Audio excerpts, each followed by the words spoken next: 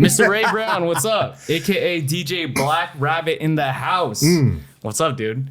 I've been wanting to talk to you for a minute. Yeah. We went on a run. Maybe even over a year ago now. Yeah. And we started chatting it up, and I was like, you told me about your Mr. Miyagi, like Daniel story. Yes.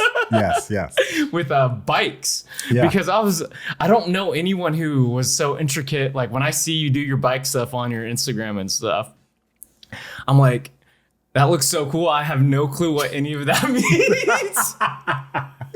And me neither. Yeah.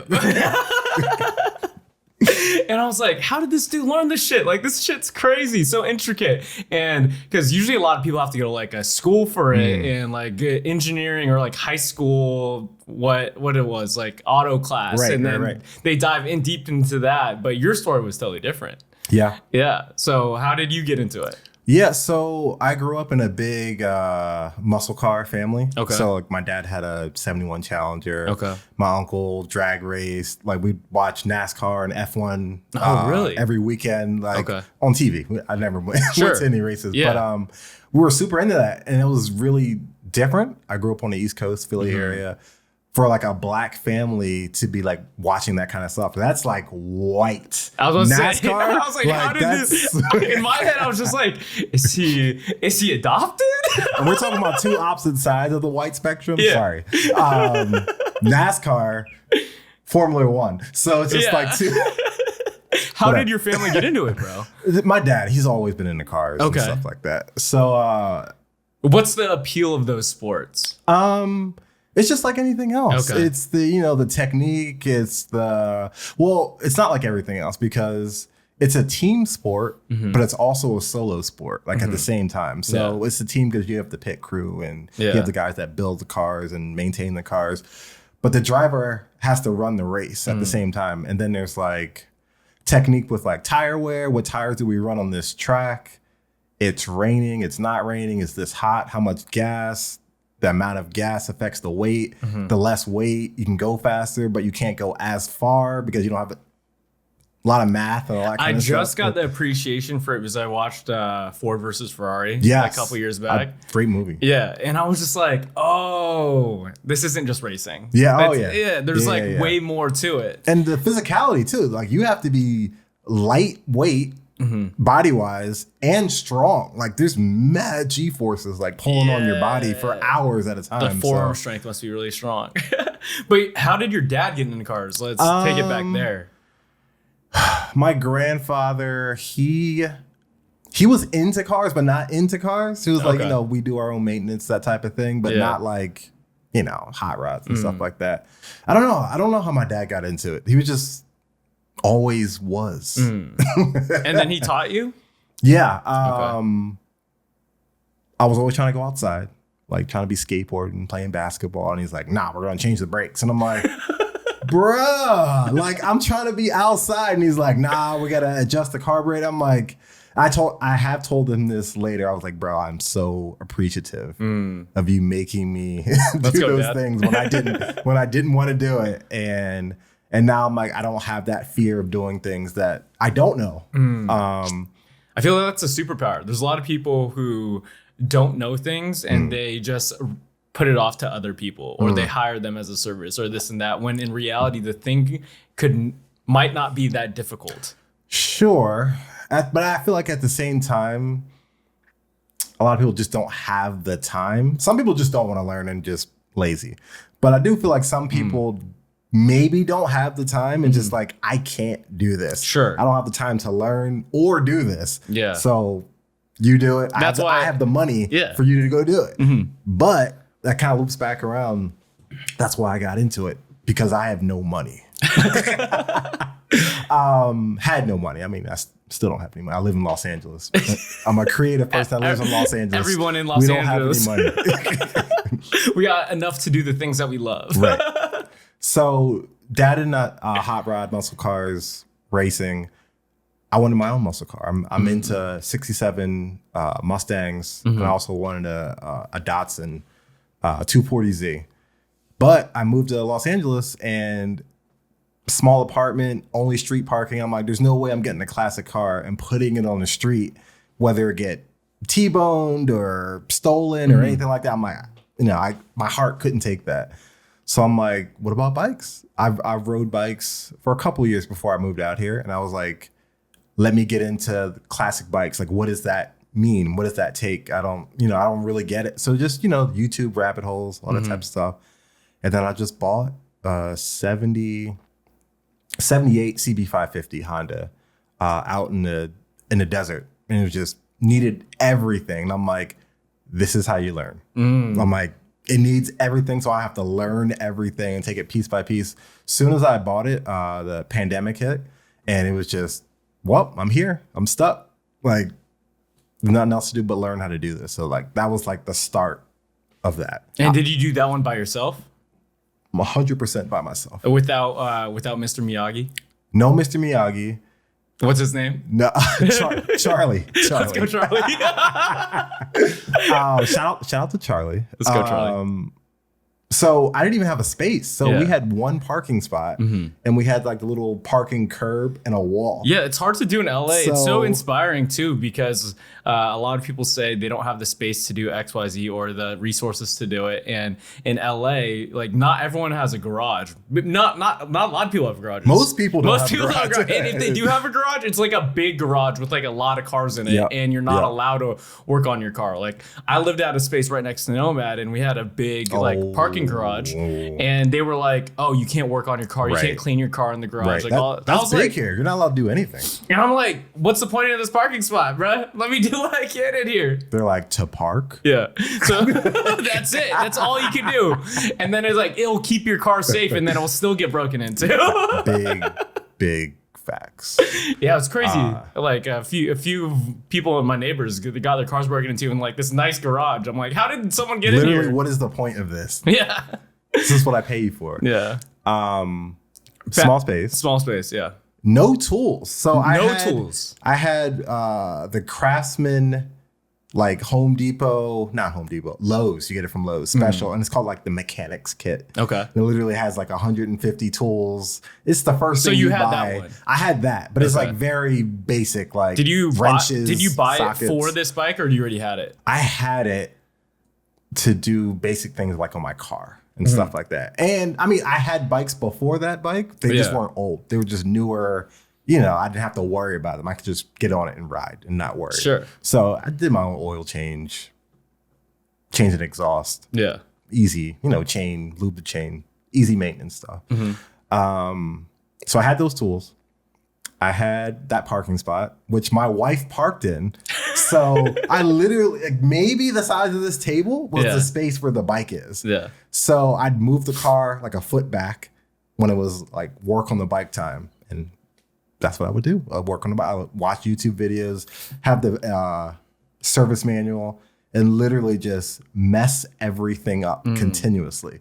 Break things, curse, cut myself, and just keep doing it over and over and over till... What was the hardest skill that you had to learn for that specific bike that like took a lot of brain power and energy and repetition of like, oh, fuck, I can't figure this out. And then you figured it out. Carburation. Carburation, what is that? So the carburetor on a car or bike is the device that mixes fuel and air and pushes it inside the engine. So the engine can burn it off and produce forward momentum. The issue is older carburetors, there's little teeny like jets and pilot ways that the fuel has to go through. If any of that is like even the slightest bit blocked in any type of way, fuel won't flow, and then the bike won't run right. So it might run a little bit and just, be like really shaky and bucking and things like that. The problem is the more cylinders the bike has, usually the more complicated the carburetor is. So if it's a 4-cylinder bike, it's basically 4 carburetors tied together and they work in sync to produce the right fuel and air ratio. And if one is out of place or something like that, that's what causes the problems or the... Right. They have to work exactly the same. And if they're not, you have issues or just might not run at all. And it took you forever to figure out? Right. Because it was a weird setup because the 78 we're going to get real nerdy here. So the 77 and 78 CB550 was only 2 years. It was made about a decade before that as well, but those carbs are different. So there wasn't a lot of information on the carburetors that I had. Sure. 78, they really started doing emissions and stuff. So there was extra little things that they put in there to make it compliant for emissions, smog, all that kind of stuff. So there wasn't a lot of information. So we're just trying to figure it out. And plus, it's gummed up with 40, 50-year-old gas that's been sitting in it. So now you're trying to get through this, like, it turns into almost like a, what's that called? Like that amber. Like mosquitoes are sitting in the farm, Jurassic Park. It basically turns into that. So you're getting through that. You're trying to like spray these toxic chemicals that can break it down. It's terrible. Yo, it's so satisfying when you clean a piece of whatever you're cleaning, my bro. God. I was like, so good. Damn, I'm kind of turned on right now, bro. This is so clean. Welcome to my life. I was like, I feel like you could do some ASMR of. I did an ASMR oil change. Did you? I did. Okay, I think the cleaning of the pieces of art would be do so well. I'm like, this is nice. Might have to do that. But it takes a lot of I guess love or passion, I don't know what you want to call it, to persist at fixing this thing. A lot of people would like give up on it, if that makes sense. So what got you to like finish it what was the time frame from buying the bike to complete fixation and riding and it's good to go? Just like anything, if you ask anybody about like a project car bike, it's never done. Sure. It's always in motion, but there was obviously a point where it's like, it's safe enough for me to travel, down the road. I'd say. I hope so. Knock on wood. 5 months, 6 months. And my wife this whole entire time that's quick. is like, that's so dope. What is the rush? Because like I'm talking sun up, sun down, no lights. So sun up, sun down. You're just getting after it. 8 hours, 5 hours a day, every single day, just going. And a lot of it's just beating my head against a wall because it's like, I don't understand. I don't get it. I had nothing else better to do. So it was during COVID too, right? What are we doing? Yeah. So, she's like, hang out with me. Yo, shout out to our, there was a name. What was it called? The people that like had to work during, it was like support, what? Hospitality. There was like a word Hospitality workers. that like encompassed everybody that like had to work during like COVID. I can't think of the word. Oh, yes, I know what you're talking about. Yeah, it was like a term. It's like essential workers. Yes. There we go. Shout out to all the essential workers. My wife is a social worker. Okay. So they had no time off. And not only did they have no time off, she had to work more. Yeah. They were doing different systems. They were taking over hotels to house homeless people in. And my wife was like in charge of one of the hotels they took over. So she not only did not get time off, she had to work more. And Ray's over here just building bikes. And I'm just living the life over here. Oh, honey, I busted my knuckle like trying to put this carburetor. Oh, yeah. rough life you live over there. So, when does Charlie come into the equation? Yeah, so You want to explain who he is as well? So Charlie O'Hanlon. I'm sorry, Charlie, if I mispronounced your last name. It's not like you guys spent enough time together. I should know this by now. He's probably, I'm biased, but he's probably the best vintage Honda shop mechanic, at least in the city. We might go, to this side of the Mississippi, maybe. Like all West Coast? Easily. Yeah, okay. Biased. I'm biased. But objectively, if that's true, how did you get into his circle? Right. So eventually I finished the bike. Yeah. I'm riding it. I'm like, yo, I think I might want to do this as a career. I'm a DJ. That's been my main gig for a long time. But I'm like, I love working on things. I think I might want to be a motorcycle mechanic. How do I do it? YouTube. How do I be a motorcycle mechanic? We didn't have ChatGPT yet. No, we did not. So I'm watching people that are like, because this is 2020, 2021. Yes. Okay.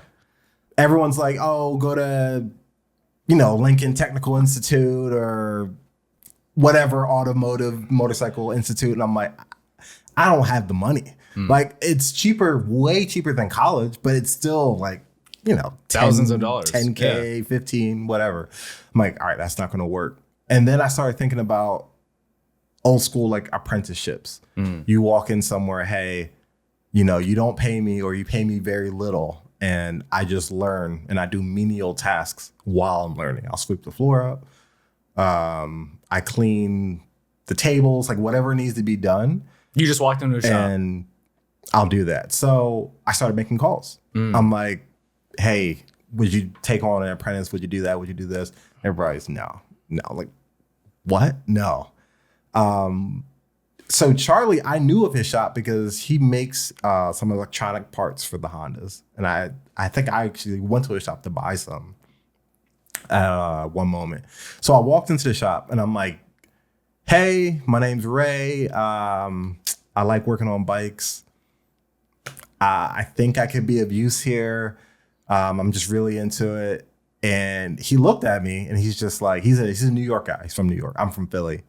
And we instantly had that like East Coast moment. And he was just like, okay. And I'm like, okay? What? And he's like, you seem like a pretty trustworthy person. What does that mean? What does East Coast moment mean? So I moved out here 11 years ago from Philadelphia, my wife and I. And I feel like when I meet East Coast people, we instantly know we're from the East Coast. I can't tell you exactly what it is, but it's just like a feeling. Like we start talking to someone. Is there any characteristics that you could point out? There's definitely a bluntness. Okay. For sure. Yeah. It's like, let's get to the point. All this yada yada stuff. Nah. It's the directness for sure is probably the big giveaway. But yeah, we had that moment and we walk out to my bike because I'm proud of this bike that I put together. And I'm like, hey man, like I don't not know anything. I just built this bike. Like, look how cool this is. And he's like, oh, this bike? And I'm like, yeah. He's like, yeah, that's a piece of trash. He said that. Yeah. Straight up. He was like, it runs horribly. Like, okay, but you know, kind of like at least you tried, I guess. You know, kind of. How did that make you feel, bro?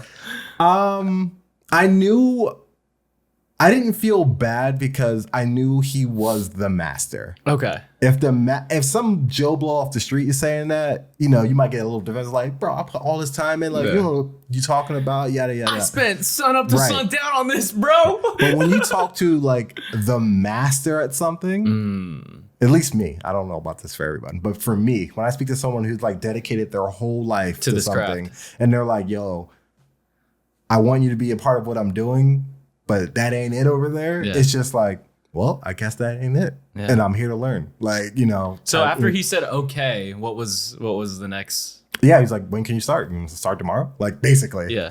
And I'm like, all right. So for the next year. One whole year.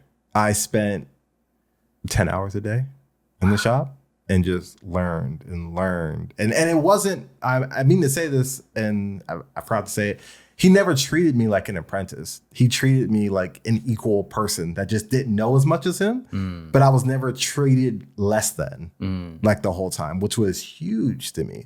Because I came in humbly like, I don't mind. Like, you can treat me like trash, but I just want to learn. I have to learn this. And he was just like, I really think he was looking for someone that had that type of energy that wanted to learn. And he had people in the past that kind of viewed it as a job and that's it. And I'm like, it is a job. It is providing me money, but I want to learn more than I need the money. And that was like the whole energy behind it. And I was DJing, I was traveling at the same time. So how did you balance both, bro? Because 10 hours in a shop, like head down, learning while helping this man out is like no easy task. And it's like you have a lot of attention has to be there and you have to be present at it. Yeah, like phone off completely. Wow. Nothing. Just, and he told me from the get-go, he was like, no phones. Wow. I'm like, nope.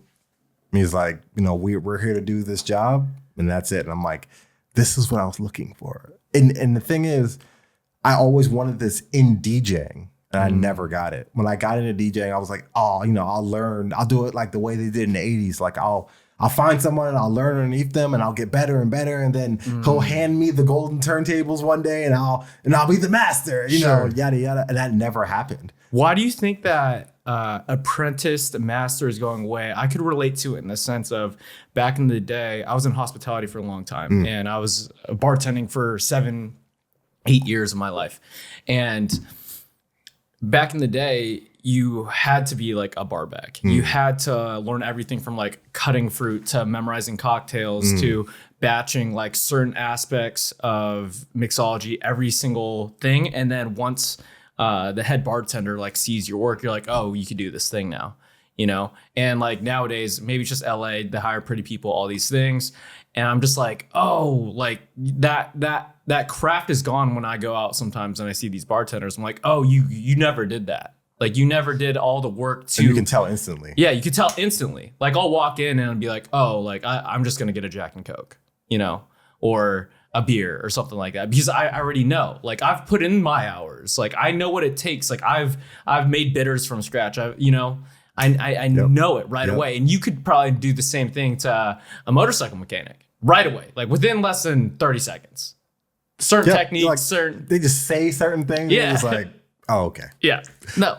And I don't even put like a lot of effort into it anymore. I'm just like, it's like a brain thing. I'm like, oh, okay. All right. Yeah.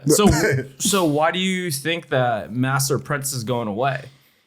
Well, because I don't see it a lot in mini crafts. And when I heard your story about you and Charlie, I was just like, fuck, dude, that's so dope. Well, I don't want to say people don't want to learn, but everyone wants the shortest way possible to the end point. But the shortest way is the long way sometimes. No, almost all the time. Yeah. The long way. No, but everybody wants the path that feels of least resistance. Yes, sir. Even though the path, when you do that, the path that you choose is actually not the path of least resistance, but they want the path that appears to be the path of least resistance. So it's like, I want to learn something. Well, a lot of people don't even want to learn. They're just like, I just want the thing. Like, I want the cool vintage bike. Yeah. That was me. I'm like, I want the cool vintage bike. How do I get the cool vintage bike? Well, you either have a lot of money or you build it yourself. Yeah. Okay, I don't have a lot of money. I could save money. Yeah. I could sell some things, save over time. Yeah. That doesn't seem as fun though. But if I built it, I'd have that, recognition within myself. I'm already, and the thing is, I'm pre-adjusted. We were talking about my family being into cars. Yeah. So I'm already leaning towards in that direction already. So I'm not the best example, I feel, because maybe someone who has never done anything to a vehicle, that's different. Because that, you're like, I'll save $100 a week for XYZ. But I really feel it's just, we have a lot of tools in 2025 to make things easier. And that's not a bad thing. I'm not saying that's a bad thing. But in that same light, I think people just want to do the thing that's the quickest and the easiest to get to the end goal. And being an apprentice and having a master and things like that, that feels like it could take a long time. Because you watch the 80s montages of Mr. Miyagi and Rocky, and that montage is a long time. Like it's taken over a good period of time. It's 3 minutes on the movie, but it's 10 years in real life. For real. So people don't want to go through that. Yeah. That's what it is, really, when you break it down. Dang. I think it's just also the attention spans are like getting shorter because everyone's everything's trying to steal your attention. This music, this DJ. Yeah. And there's so many cool things to do now. Like we have access to it. Yep. Like on YouTube, like how to do XYZ. Oh, I could learn this. Oh, this gets hard. I'm gonna try something else. Yeah. And to stay on that like one path of everything blocked out, it's impressive. Like for one whole year, bro, to do that. How was there any hard point of like this is tough. Like I'm gonna stop. Every day. Seriously. You can ask my wife. I would come home and just be like, yo, I don't know. It's so much. I don't get it. I don't feel like I'm learning fast enough. From the get. I feel like I'm letting him down because he would give me a task and be like, it should take you like 20 minutes. 2 hours later, I'm like still doing it. Wow. changing tires was a big thing for me. The old school tires have like an inner tube inside, just like a bicycle actually, but bigger for a motorcycle. And the thing is, we're using like manual, like hand tools with a machine to do it. And I would keep popping the inner tubes, because if you don't put the tool in right, you actually would pop the inner tube inside it. And the thing is, you don't know until you're all the way done and you just put air in it. And even that sound just gives me PTSD. I'm just like, because you did all the work. Oh my God. You did all the Spent work. like an hour doing it. And it's taking me, it shouldn't take an hour, but it's taking me an hour because I don't know what I'm doing. And Charlie's like, man. And I'm just like, I know. I'm sorry. My fault. And just like moments like that were just like, I'm messing up. The thought was never giving up, but it was just feeling like you're letting the person someone down. Yeah. That was more of my fear. I was just like, man, I'm letting this dude down. He's giving me a chance. Yeah. He's giving me a shot. And I'm like wasting his time. I guess what kept you going and showing up day in and day out for hours? Honestly, I mean, I think that's just part of who I am. I just don't. It's not necessarily a good thing all the time. In this case, it sounds like a good thing. In this case, yes. But if we're going to get real, we can get real, because it's not a good thing at all times. Like being 100% in other things is other things in your life can fail, like my marriage. Because now I'm spending all this time, all this energy on something, and I'm still a DJ. Yeah. I'm still doing tech work for other DJs. That's not a lot of time spending it on your significant other. Yeah. So like having that mindset is great, but at the same time, like we just talked about before we started recording, it's balance. And a lot of times I don't have balance. I have like a 100% attitude when it should be 40 sometimes. Sure. So you can spend that 60 on your family, your significant other, your health, things like that. And a lot of times I don't eat, I don't drink enough water. I'm just completely tunnel visioned into things sometimes. So do you know who Tim Grover is? No, I don't. So he was Michael Jordan's fitness coach at the time. And he has this book called like Unshakable or something. And I read it, and he was like, to be extremely great at anything, you have to accept that seasons of your life will be extremely unbalanced to achieve the skill that you're trying to pursue. And completely agree. He would even say that with like Michael Jordan and everything like that. And I actually am trying to develop the skill of the 100% that you have right now. Because for me, I tend to balance everything out pretty well. Be careful. Well, I'm feeling it too, because like I'm not spending time with like friends as much. I'm not dedicating other aspects of my life. It's literally just podcasts and bodybuilding, and like that's it. Yep. You know, and the thing is, the rapid growth of the skills is there because all my attention's on it. Yes. You know, so that's the coolest part about it. But I totally understand the negative aspects of it. Yeah. And that's like, that's part of just my being. Because I do that in other things. It wasn't just motorcycle. It was the same thing with DJing. It was the same thing with learning how to, build computers and stuff like that. All that energy was the same. It was the same. So for me, spending that COVID time to learn how to build that bike wasn't a new skill. Like the sitting down and being like locked in wasn't new. And that was the easy part. That was already downloaded. Right. Yeah. So Dang. What's the joy that you get from riding a bike that you fixed up? It starts off with fear because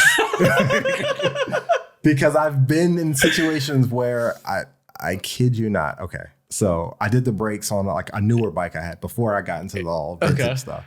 I'm on the 110 and I hear, first my brakes started feeling funny, the front brake. And then like I heard like a tink, tink, tink. The bolt that holds the brake to the wheel came out at 60 miles an hour. You saw it. I heard it. I didn't see it. I heard it. And you already knew. And I was just like, that's the only thing I touched. I'm just like, oh my God. And then so I like lightly press on the front brake, and I'm just like, and the bike just bam. No. I'm like, no. 65 miles an hour. Luckily, the motorcycle has 2 brakes, front brake, rear brake. Rear brake. So I'm The tapping. rear brake's on your foot, and Yes. the right brake's on the hand, or the front brake's on your hand. Yep. Yeah.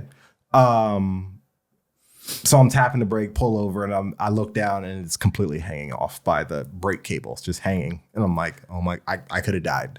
Because if that whole caliper would have just went into the wheel and caught the wheel and locked it up, and game over.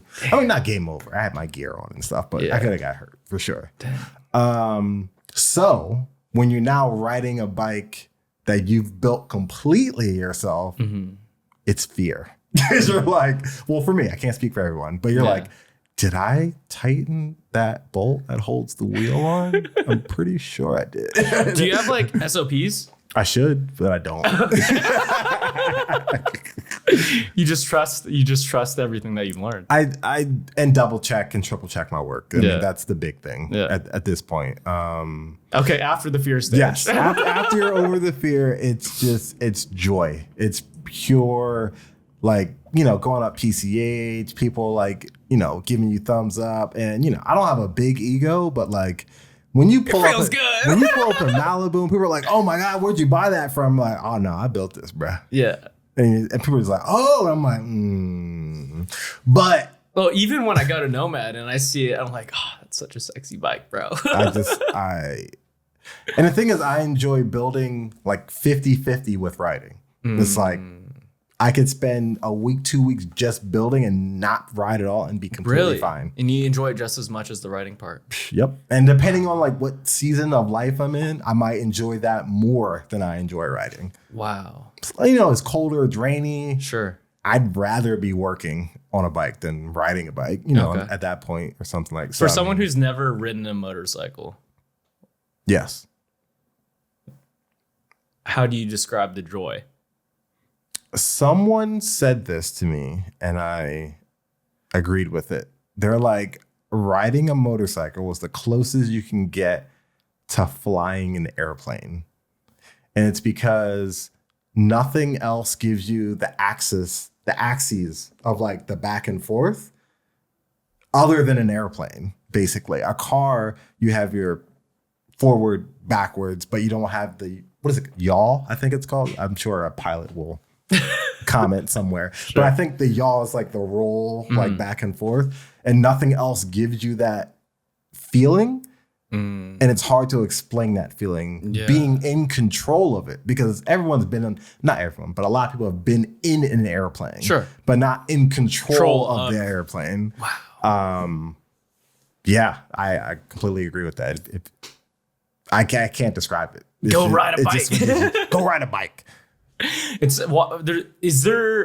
is it that dangerous? Because there's a lot of people that, or at least my mom, she wouldn't let me have a motorcycle when I was my mom either. Okay. Sorry, mother. I'm still alive. Mom. I made it, mama. Mama, I made it. But is the danger real? Like, is it extremely high? The danger is real, and it's real for a couple of reasons. It's real because there's a danger of you just killing yourself. Forget everyone's like, oh, you can be all right, but it's always other people. Other people are going to get you killed. Yeah, everyone says that. Everyone who does not ride a motorcycle, who's worried about you, says it's other people. Yep. I'm like, it's other people, but it's you too. Yeah. Me can kill me. And that, there's you that can kill you. The road can kill you. A manhole cover is like not closed correctly. I've seen it. Construction zones, holes in the ground, things that you would have a bad day in a car would make maybe a bad life on a motorcycle. And then we can get into distracted vehicles, distracted people driving vehicles. The vehicles are bigger. Cybertruck kills everything with its like sharp corners and all that kind of stuff. Bro. I remember the first week the Cybertruck came out, I saw one crashed into the Beverly Hills sign at the Beverly Hills Hotel. Yes. And I was just like, wow, we really live in here. So there's so many levels of that. And how do you mitigate that? Yeah. Like, What advice do you have for down? riders who are like brand new, right, getting into it to stay safe at like all times? Yeah. The biggest thing is to take those variables away. And that means the first one is taking you as a variable away. And the only way you can do that is by becoming the best rider that you possibly can.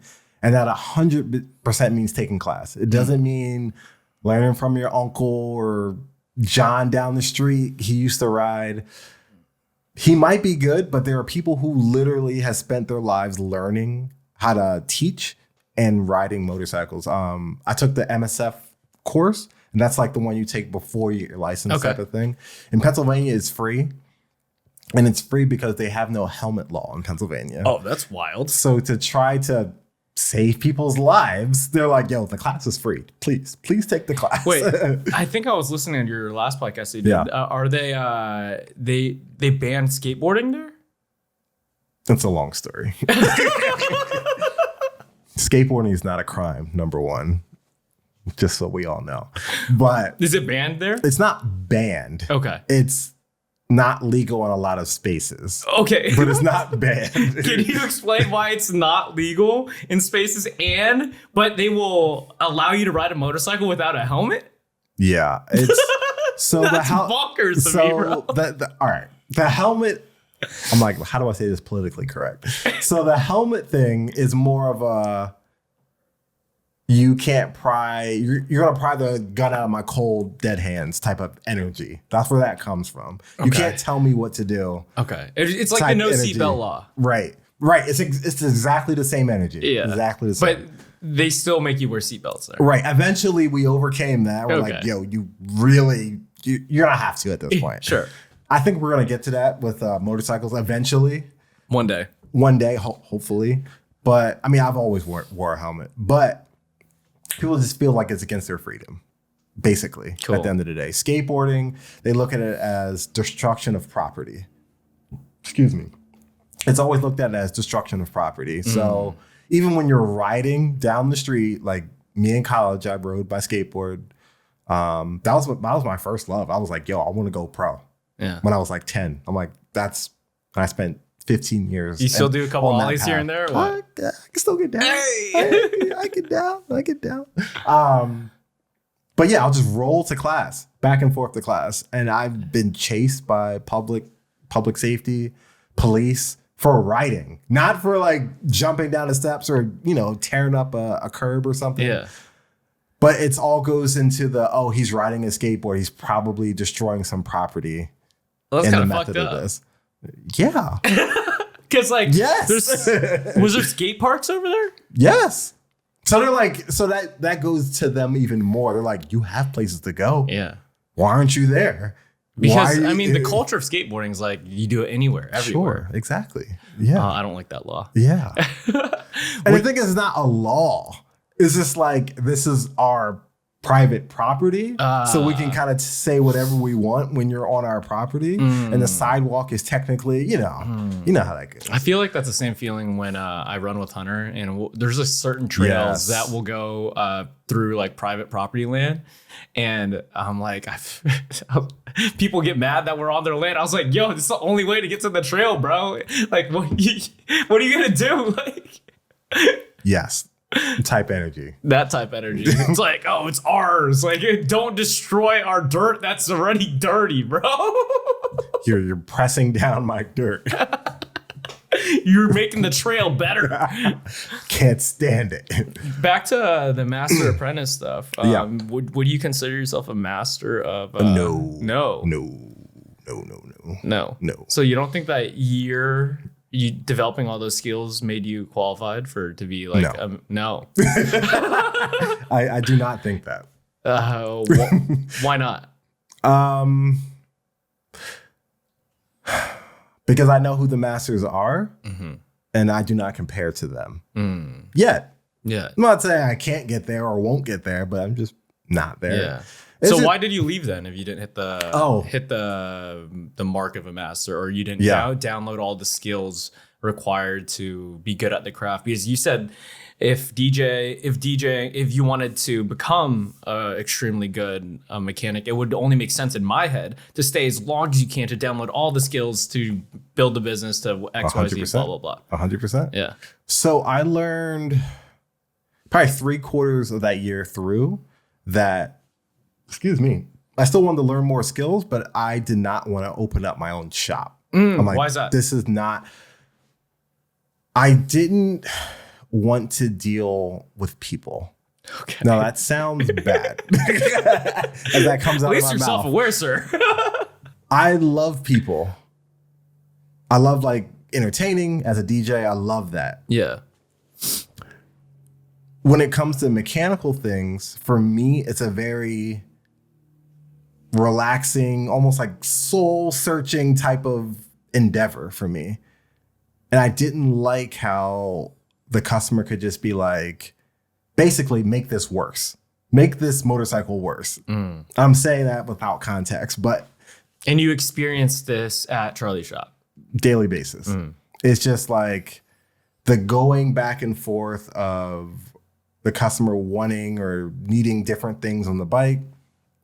And I mean, that's what anything. That's what a pizza place. You make it for the customer. Yeah. We are here for the customer. Like when we're not just making like bikes for ourselves. Anchovy pizza with jalapenos and pineapple and mushrooms, and you're like, what? But you make it because it's for them. Sure. And even Charlie, at his status, he doesn't do certain things because he's like, I've been doing this for so long, I don't have to do these things. You want it that way? I don't do that here. You can take that somewhere else. And you can do that once you get to a certain level in anything. And I just learned early that like, I don't want to do stuff that other people may want me to do for their bike. I want to do what I want to do when it comes to mechanics and motorcycles. I want to do the work, but I want it for me. I'm really selfish. That's the word. I'm really selfish with that. I like what I do. I respect my own creativity when it comes to that. And I'm purely selfish. That's what it comes down to. Yeah. DJing, I'm way less selfish. I'm like, hey, I'm here for the party. I'm here to make the best experience for everyone else. For me and for you. Yeah.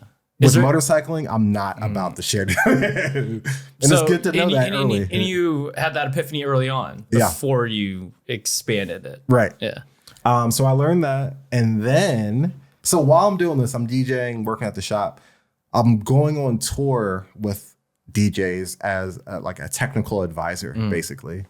And I would go and make sure computers didn't break, sound. I would set up sound equipment for those DJs, make sure their equipment was exactly the way they needed.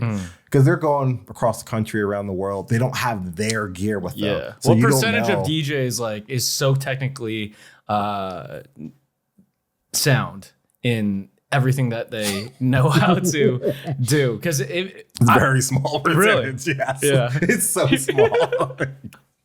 Which is kind of ironic because like you're using this equipment to make everything that you're producing. Very ironic. Yeah. There's a little shade there, bro. There's a little shade. Yeah.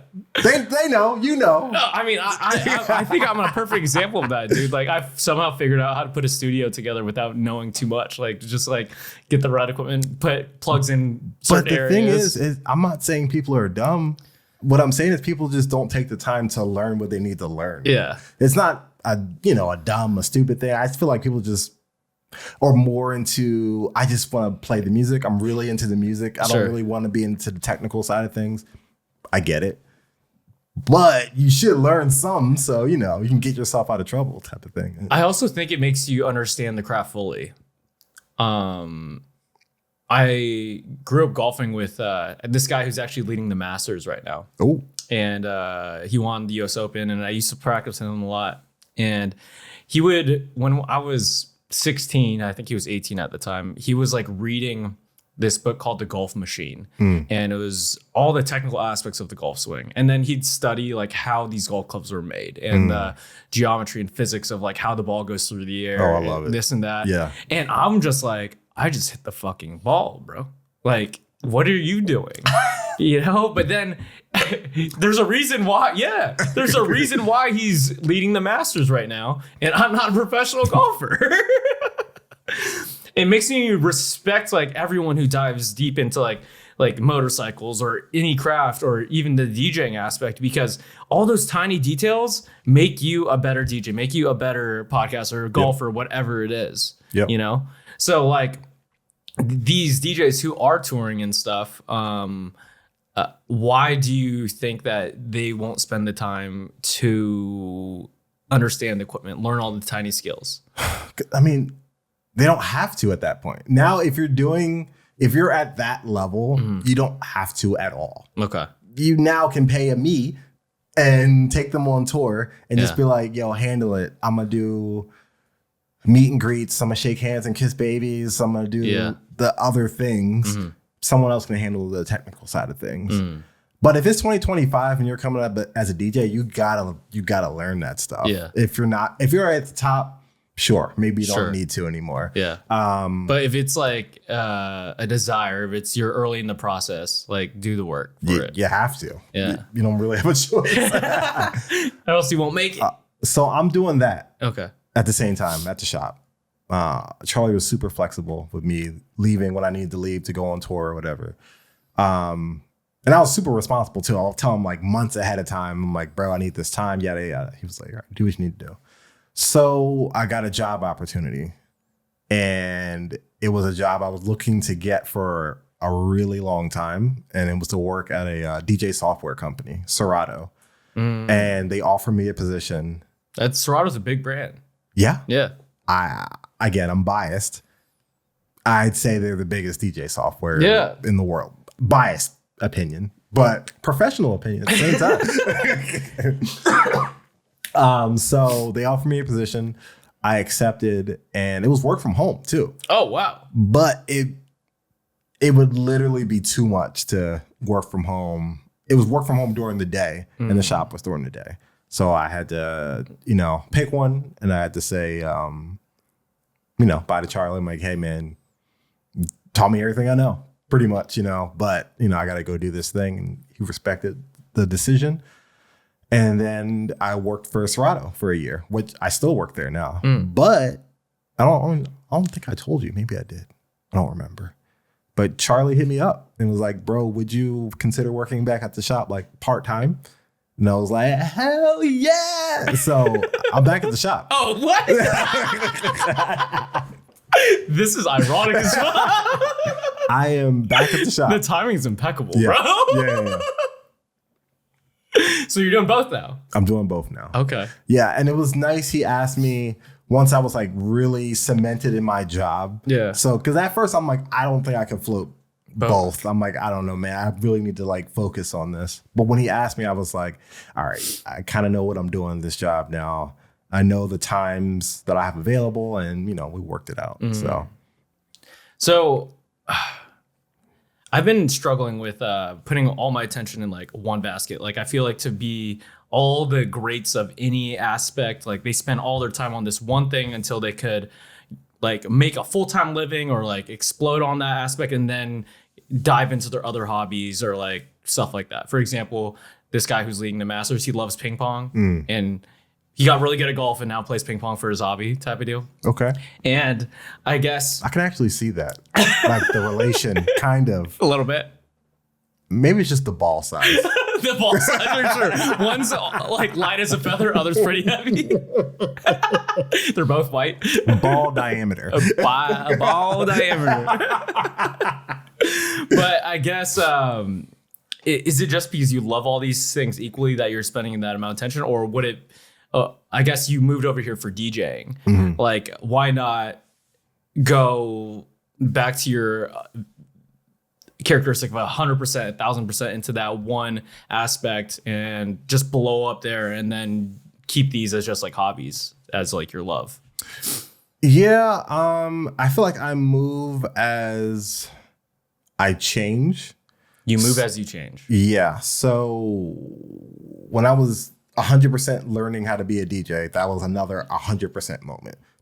That's it. That's all I focused on. We're not trying to be a skateboarder anymore. We're 100% in DJ. And skateboarding, it just came to a point where like my talent is not there. Yeah. And skateboarding was like 100%. Yeah. That was like me with golf. It's like my talent wasn't like, there. It's not. We're moving on. Maybe I could have gotten better, but with skateboarding, you get hurt as a thing. It's not something that like you fall. It's not like motorcycling where like you're like, okay, like I shouldn't be getting hurt a lot or I'm doing something wrong. Skateboarding, it's part of it. You just get hurt. Yeah, it's part of the process of getting better. And you get to a point where you're like, I don't like this. I don't like falling. It's getting harder to heal. Yeah. Like it's hard to function in my other life while hurt. And I'm like, I love this, but I'm not that good. Yeah. And I'm getting hurt. There you go. I need to move on to something else. Right. And DJing started from your grandpa's recorder, right? Yes. Yeah. He, rest in peace, taught me how to play the recorder.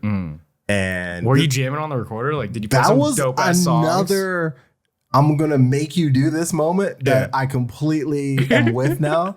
But like, yeah, I was trying to play outside again. Me trying to play outside. Usually most parents would be like, dope, play outside. Like today, if you said, I'm gonna try to play outside. I lived outside. Yeah, every kid's like staying in now. Yeah. But your parents were like, nah, you're gonna stay in and learn the recorder, bro. Yep. So he taught me how to read music. Okay. And I think he was teaching himself at the same time. And that's sick. So he was teaching me and my brother how to play the recorder. And real quick for the reading music part, did you have like an acronym for reading music? Oh my God. Yes. That I cannot remember. Because I have one for the. Oh, please. What's the treble clef? Is treble clef? Yeah. The top one, and what's the other one? Bass. Bass. All cows eat grass. Yes. Okay. That's the one. And the other one was face. F-A-C. Yeah. I definitely use face for sure. I don't remember what the other one was for me, but we definitely use face. Okay. And so continue. Sorry. Word. I haven't talked about reading music in a long time. And I'm so rusty at this point. But I mean, I can like take my time. I used to be able to just read it, but now I'm just like, okay. But taught me how to play the recorder. I went to school and played the clarinet, the bassoon. Yeah, dude, I didn't even know what the bassoon was. I had to look that shit up. I was like, what is that? It's a very orchestral instrument. Yeah. Tenor saxophone. I played in marching band. Are you still good at the sax? Nah, I haven't played since college. Sax is so sexy, bro. When I love the sax, and I would love to get back into it at some point for sure. But also, that was my transition into DJing was the saxophone. So I was playing saxophone, high school, did the whole marching band like thing, like competitions, football game, like lived the life. Went to college and I'm thinking this is the next step in marching bands. Like the college bands is where it's hitting. Have you talked to Hunter about it? Briefly. Because Hunter used to be a band guy. Yes. He was a drummer, dude. Briefly, but we talked about we gotta talk more for sure. I'm going to college and I'm like, yo. And I'm thinking, HCBC, historically black colleges, and they're on crazy backflips all that time. So I'm like, yo, college is where it's at. So I went to my school. Wait, backflips like while doing? He had like the drum major, not the drum majors. What are they called? Oh my, this is terrible. This guy who was in band doesn't know what the name of the freaking conductor person is. Oh, like what? They're doing backflip splits, bro. They're wilding out. That is wild. Drumline, Nick Cannon. They're going crazy. So I'm like, all right, maybe my school won't be doing that, but it'll be the next level for sure. I go to school, Kutztown University, love that school, met my wife and like my best friends at that school, love it. But their program for me wasn't the best. It felt like a downgrade from high school. And because of that and the music program in general, it just didn't jive with me well. I have no shade, but it just didn't work for me. I was already, looking into DJing, already being involved in stuff. And I was just like, man, I don't want to do it. Like, I love music still, but I don't want to do this in this way. And that was like my transition over to DJing. More DJing. And that's 2005. Yeah. What did you like, I guess, about just music in general? Like, what did it do for you as a kid? What does it do for you now? It was always an escape for me. And it wasn't that I had anything to escape from. Like, I feel like I'm not like all these rappers. I'm like, oh, my childhood was the worst. Like, oh, you couldn't walk outside in my hood. Like, it's like the comedian that always is traumatized. You're like, I'm okay, guys. I had a great childhood. Yeah. Like, my parents were the best. Yeah. I grew up in a great neighborhood. Like, I love growing up as a kid. Like, Pokemon Red, come on. Like, I really did. Like, great household, great family. Yeah. But, you go through things at school and other stresses in life, and music always was able to like set those things back for me. And I just always wanted to be involved in music somehow, some way. Yeah. After I got involved. You said the saxophone was what kind of transitioned you into DJing. How does that? That was just the last instrument that I played before DJ. Nice. And that was I probably like that the most, the saxophone for sure. Okay. If I were to pick something back up, it'd be saxophone. Yeah. So there's so many different types of DJing, and I can't really articulate all of them because there's so many. Yeah. Like, could you explain like the types of DJing that you know and like what type of DJing you do? Yeah. I couldn't even tell you all the different types because it's split and splintered and so many different things. A lot of times the type of DJing is made by the type of music that you're playing. So people might say like an EDM DJ or a house DJ or a hip hop DJ. They're really just saying the music that DJ is playing. But the style of DJing a lot of times is dictated by the type of music that you're playing. A reggae dancehall DJ plays music differently than a house music DJ. House music is going to be blended over like long periods of time. Like you could be between two songs in transition for 10 minutes as a house DJ.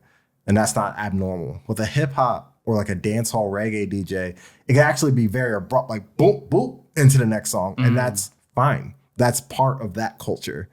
So different music that you're playing kind of calls for different mixing styles.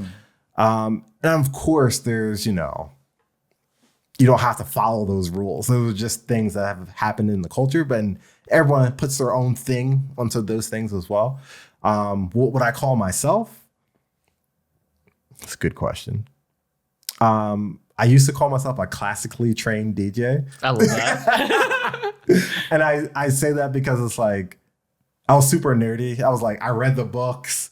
I like watched the videos and just like videos of Jazzy Jeff was probably like the biggest influence for me, for sure, 100%. So I'm watching as many tapes, and when YouTube, man, I feel old. When YouTube came out, I started watching videos of Jazzy Jeff and stuff. VHS tapes, like everything I can get my hands on to like watch and learn. But you DJ also with vinyl still. Yes. And there is not a lot of people who DJ with vinyl, question mark? There's not a lot in the sense of the percentile of DJs. Yeah. Correct. Yeah. Still. Yeah. Why is that? And what is the benefit of DJing with vinyl? Because like... There's no benefit. Okay. It's harder. Okay, I won't say there's no benefit. It's harder in every way. Because now you have the weight of records. Yeah. Like if you imagine how many songs you play in a 4-hour set, now imagine each song was its own piece of material, and how many pieces of material would you have to bring to every gig? So you bring all of the music that you play. Yeah. So you have a whole bag of vinyl. Yes. Wow. Bags and boxes. Wow. And yeah. So it's heavy. It's fragile. You have to have a skill set that you can play because... How do you mix with vinyl, by the way? Like, how do you switch from stuff? Same way you're DJing with... I don't know digital. What it is. Okay. Yeah. So the turntable, you put the needle... That's another thing, that you have a needle that's a physical object that can be broken or worn down and things like that. But you put the needle on the record and you're playing the record. The turntable itself has a speed control, basically. Okay. So you can slow down the song or you can speed up the song. The problem with that is when you speed it up, you have Alvin and the Chipmunks. Okay. When you slow it down, you have a demonic devil. Okay. So you have to not change it too much so the song doesn't sound weird. It's okay. But you're trying to match the two songs to be the same tempo, basically. So you have multiple vinyls out on the turntable. Well, you're having one on this turn. You have two turntables. Okay. So one here, and a mixer in between. Okay. So you're playing track A over here. It's playing. You're bringing track B and you're listening in the headphones. You're like, okay, I have to speed up track B so it's the same speed as track A. Now I have to take this track back to the beginning, start it on time, because the turntable is a motor and it's not instant. So you have to like adjust it so it's now the same speed as this one. They're just playing at the same speed now. Now it's the volume level. This song's playing, so you're bringing up the level of this one till it's up, and you're bringing this one down. And what's scratching? Scratching is literally just moving the record back and forth and making that sound. Okay. Do you do that? When I started DJing, that's all I wanted to do. I was watching guys like Jazzy Jeff again, Qbert,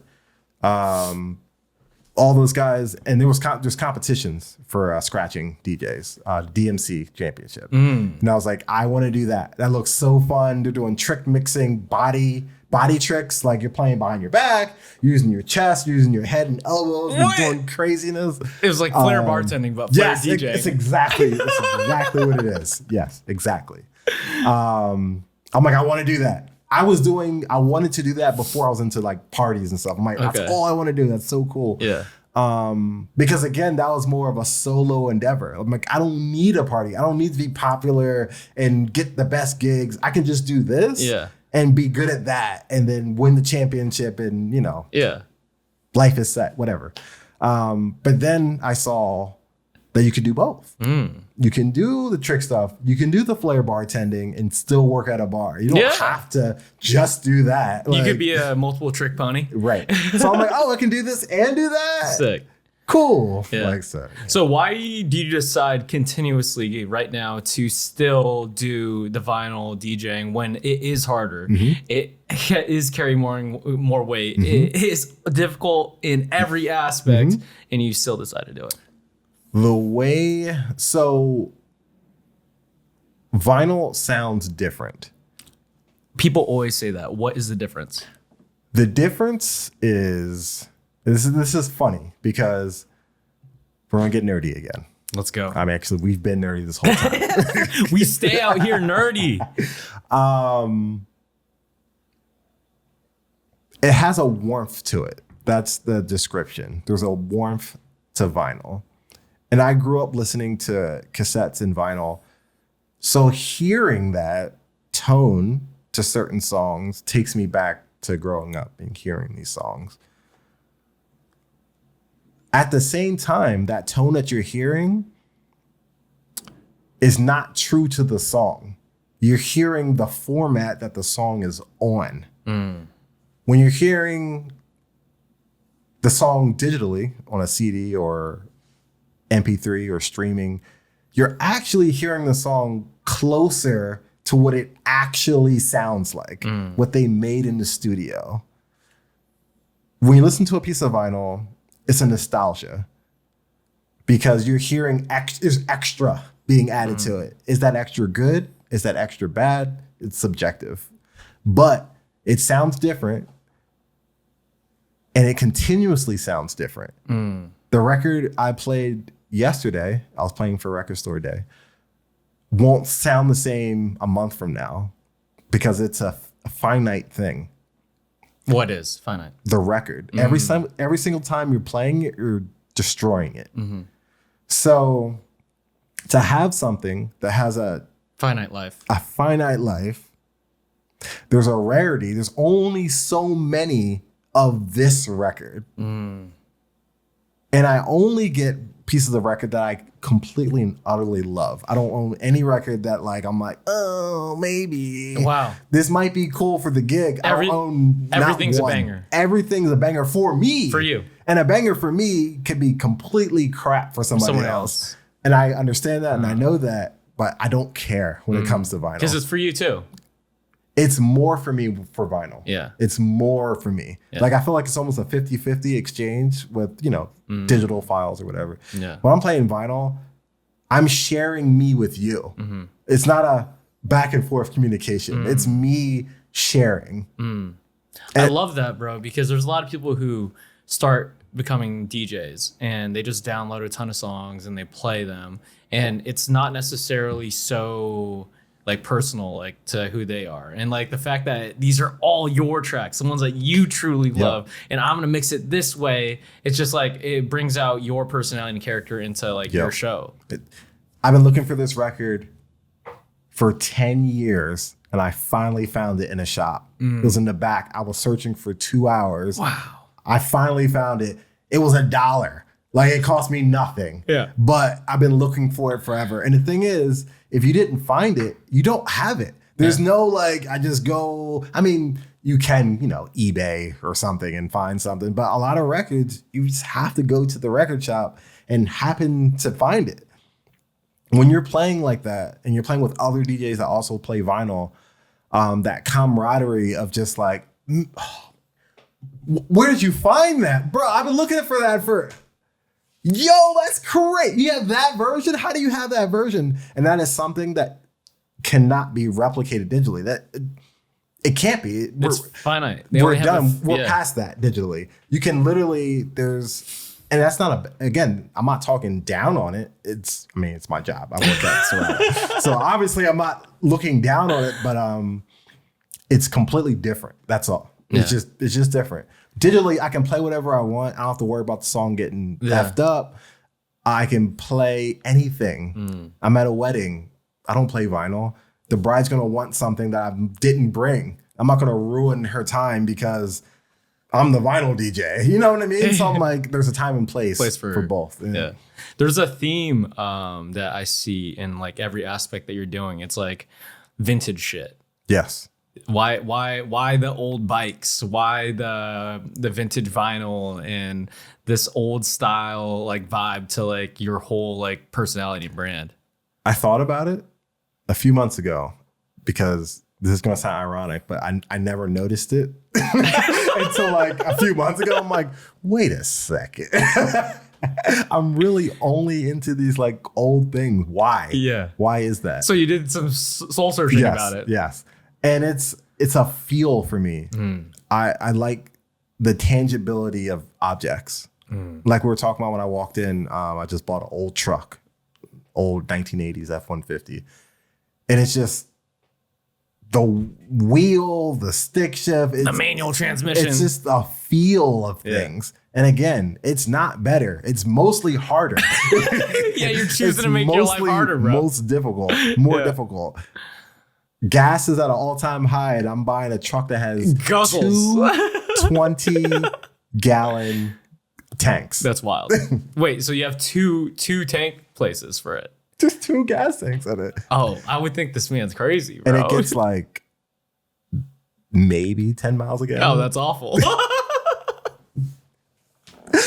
But also, I ride 90% of the time. So it's like I don't need to drive a truck all the time. That's balance, right? There's your balance. There's your balance. There's your balance.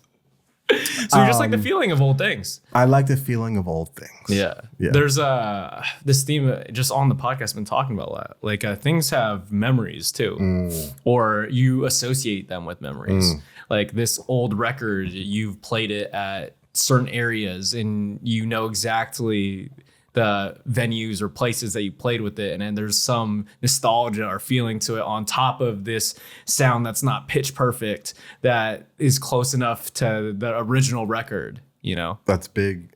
What's interesting is that you say that. Some people in the 70s, 60s, 70s, 80s, 90s would write their name and address and phone number on the record. So in case someone were to find it, they could like mail it back to them or something. So finding like records is like Kathy Kathy's Library record from Kansas City or something. You're like, what was that like? Like, what was she into? Like, she was into this? I wouldn't think, like, you know, like. I love picking up like used old books too with people's notes in it. This old self-help book, someone's going through this shit. Yeah. You know, like, damn, what was this person going through? Yeah, exactly. Yep. And it, versus you get something new, like, I guess you could put your own character into it and stuff, but like just having an object that someone else like had their story or whatever attached to it's kind of cool too. For sure. And I think there's a longevity that we don't have anymore. Like, I feel like things were made differently back then with different materials that they lasted, and things don't last as long now. And this is, if anything, I'm saying there's a moral to this whole story. Nothing is better. Yeah. Like, I'm not saying older things are better than newer, whatever. It's whatever you're into. But I feel like there is a longevity thing. Yeah. That things were just made differently and they lasted longer. I think that's a real thing. If you took care of it. Yeah, if you took care of it. And I feel like if you take care of things now, it still will fall apart on you. Yeah. I mean, even if you like the F-150s nowadays, like they're not made out of like the hard metal that your car's made out of. Like that shit will deteriorate. Is it because we're out of that metal because of those times? Like, did we just run through it? I mean, I feel like I have no clue. I have no idea. But I feel like we made so many things like that in that time. It's like, maybe we can't even make things like that anymore. Or if we wanted to. Or people just love the nuance of things. And they're like, on to the next truck, on to the next truck. I don't want to have this thing for a long period of time. Speaking of, you have this thing that you said, I remember, the music that we grew up on is better than the music that is out now. A lot of people think that as well. And why do you think that is? Because it doesn't matter what generation you're at. Yep. It's like, oh, like my music was better, this and that, blah, blah, blah. Like, what is this kid shit? Like, what is this rap? Yep. Like the amount of memes at the last Super Bowl with Kendrick Lamar on, and these old white ladies are like, what the fuck is this shit? Yes. You know? I feel like it's all nostalgia. It's all nostalgia. It's all what you grew up on, and those impressionable memories when your brain was development was like plastic and Play-Doh and being molded. Whatever you're hearing, touching, smelling. I still remember smells from like pre-kindergarten. Like there's smells I'm like, just takes me back to that time period. Wow. Anything that happened like then when your brain was that malleable, I can barely say that word. It was correct. I feel leaves an imprint on you. Now, it can be a bad imprint, and now you can't stand something that happened to you then. Or it could be a good thing, and you love that, and you... This chick broke your heart on this song, like, fuck this song every single time. Sure, exactly. Do you have any bad imprints of songs? Not really. Yeah, I made a mistake. I think I was in 3rd or 4th grade. Don't Stop Believing. Okay. Journey. Yes, I ended up making it my alarm clock sound. Oh, I take that back, but continue. And I just woke up every day to Don't Stop Believing, and I learned to hate the song because like I'm just like I don't want to get up, and it's like don't stop. I'm like fuck this shit, bro. So every time it goes on, I'm like skip. I'm glad you used that particular example because I didn't lie, but I forgot that as a DJ, there's so many songs like that you have to play in certain situations, and you find yourself in those certain situations so many times that you now begin to hate certain songs that are classics, but you're just like, I cannot stand it. Sure. So there's a list of songs like that that you just are over. I'm done. It's done. I don't hate it, but it's over for me. Yeah. So moving to LA for DJing. Yeah. Why LA? I feel like New York, other big cities have good DJ scenes. Yes. Why LA, dude? So I had it all mapped out. I was like, okay, where do I want to go? I grew up in Philly. I went to school in Kutztown, which is kind of like a rural farm area outside of Philadelphia. How far is it from the only place I've been to in Philly? Oh, not Philly, Pennsylvania is like Hershey. Okay. How far is it from there? A couple hours from Hershey. Okay. Yeah, it's closer to that side of the state. Yeah. So I was like, I want to go to a big city. I know I need to go to a big city if I want to really push my DJing career. Okay, where do I go? There's New York, there's Miami, there's LA, San Francisco. Those were like the main ones. Right. And I was like, I do want to go somewhere where it's hot all the time. I want to go somewhere where it's warm. So I was like, Miami's closer. But Miami is crazy humid. And I'm like, I'm not really big on humidity. You're not trying to sweat your balls off every day. 100%. So New York was up, but New York is super expensive. And your space that you smaller. Get is so limited. Yeah. And no motorcycle bike mechanics over there. I know a few that live and it's a horrible life that they live. You're like, I'm not envious of you, bro. They do it, but I'm not. And I also was 3.5, 4 hours away from New York. So I was there often and I want to do something different. I'm like, I want to have turn my life something else I've never done before.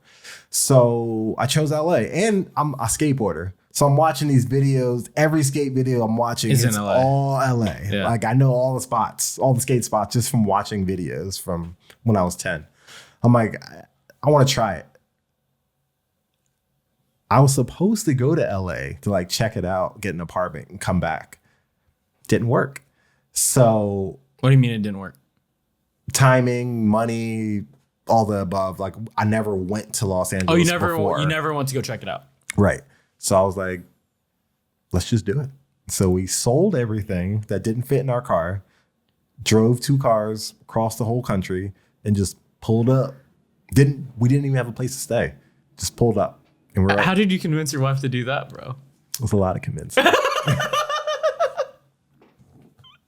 Bless your heart, Rosani. Bless your heart. Shouts out. But yeah, I was talking about it for a long time, and we were like on the fence back and forth. She was kind of like in a place in her life where things were like, just up in the air, trying to figure out what we're going to do. We were both like that. And we had one last winter where we were living. We lived like in an old farmhouse, and it was like furnished and everything, but it was an old farmhouse. Not a lot of insulation. We had one winter where literally our pipes froze like every other day. We could keep food on the counter and it would be like frozen. Like when we woke up, food wouldn't go bad if you left it out. But you could feel like the wind pushing through. And she was like, okay. Like that last winter happened. She was like, okay, let's go. I'm over this. Let's go somewhere warm. Let's go. So I mean, we were very fortunate. This weather is very good. Like it's the best. 90% of the year we're just like living nice. Like I have a lot of friends in Canada, and they're like, it's snowing all the time, and we're inside all the time. And I'm like, oh, I'm running a mountain right now. Yeah, I get super depressed when I can't be outside. Again, going back to being taken from outside. Like I love being outside. So what were the first steps like when you landed and you're like, oh, like how do I make it as a DJ out here? That was really tough. I hit the ground kind of like trying to talk to other DJs. Yeah. And I'm like, hey, like I don't want your gig. I just need to know the ropes. Like I'll give you your flowers because dude, I know a lot of people who've tried and they've worked on it for 1 or 2 years and then they stopped and then they did another job or like couldn't figure it out and they were just like, I'm done. I'm gonna move outside of LA.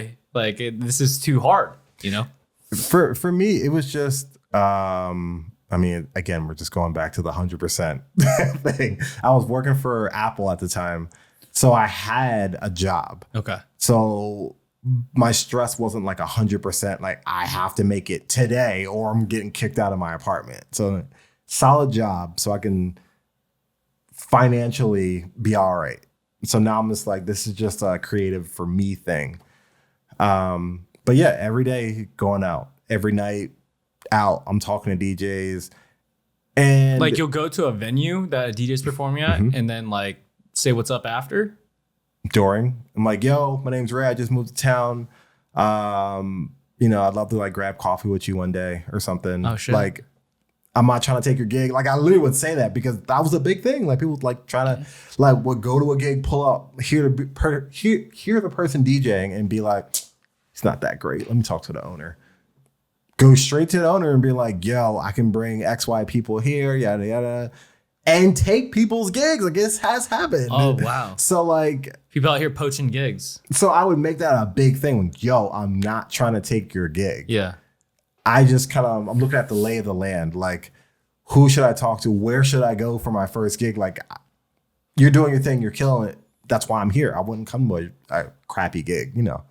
And that's what I did. There's people that I knew from Philly that also moved out here.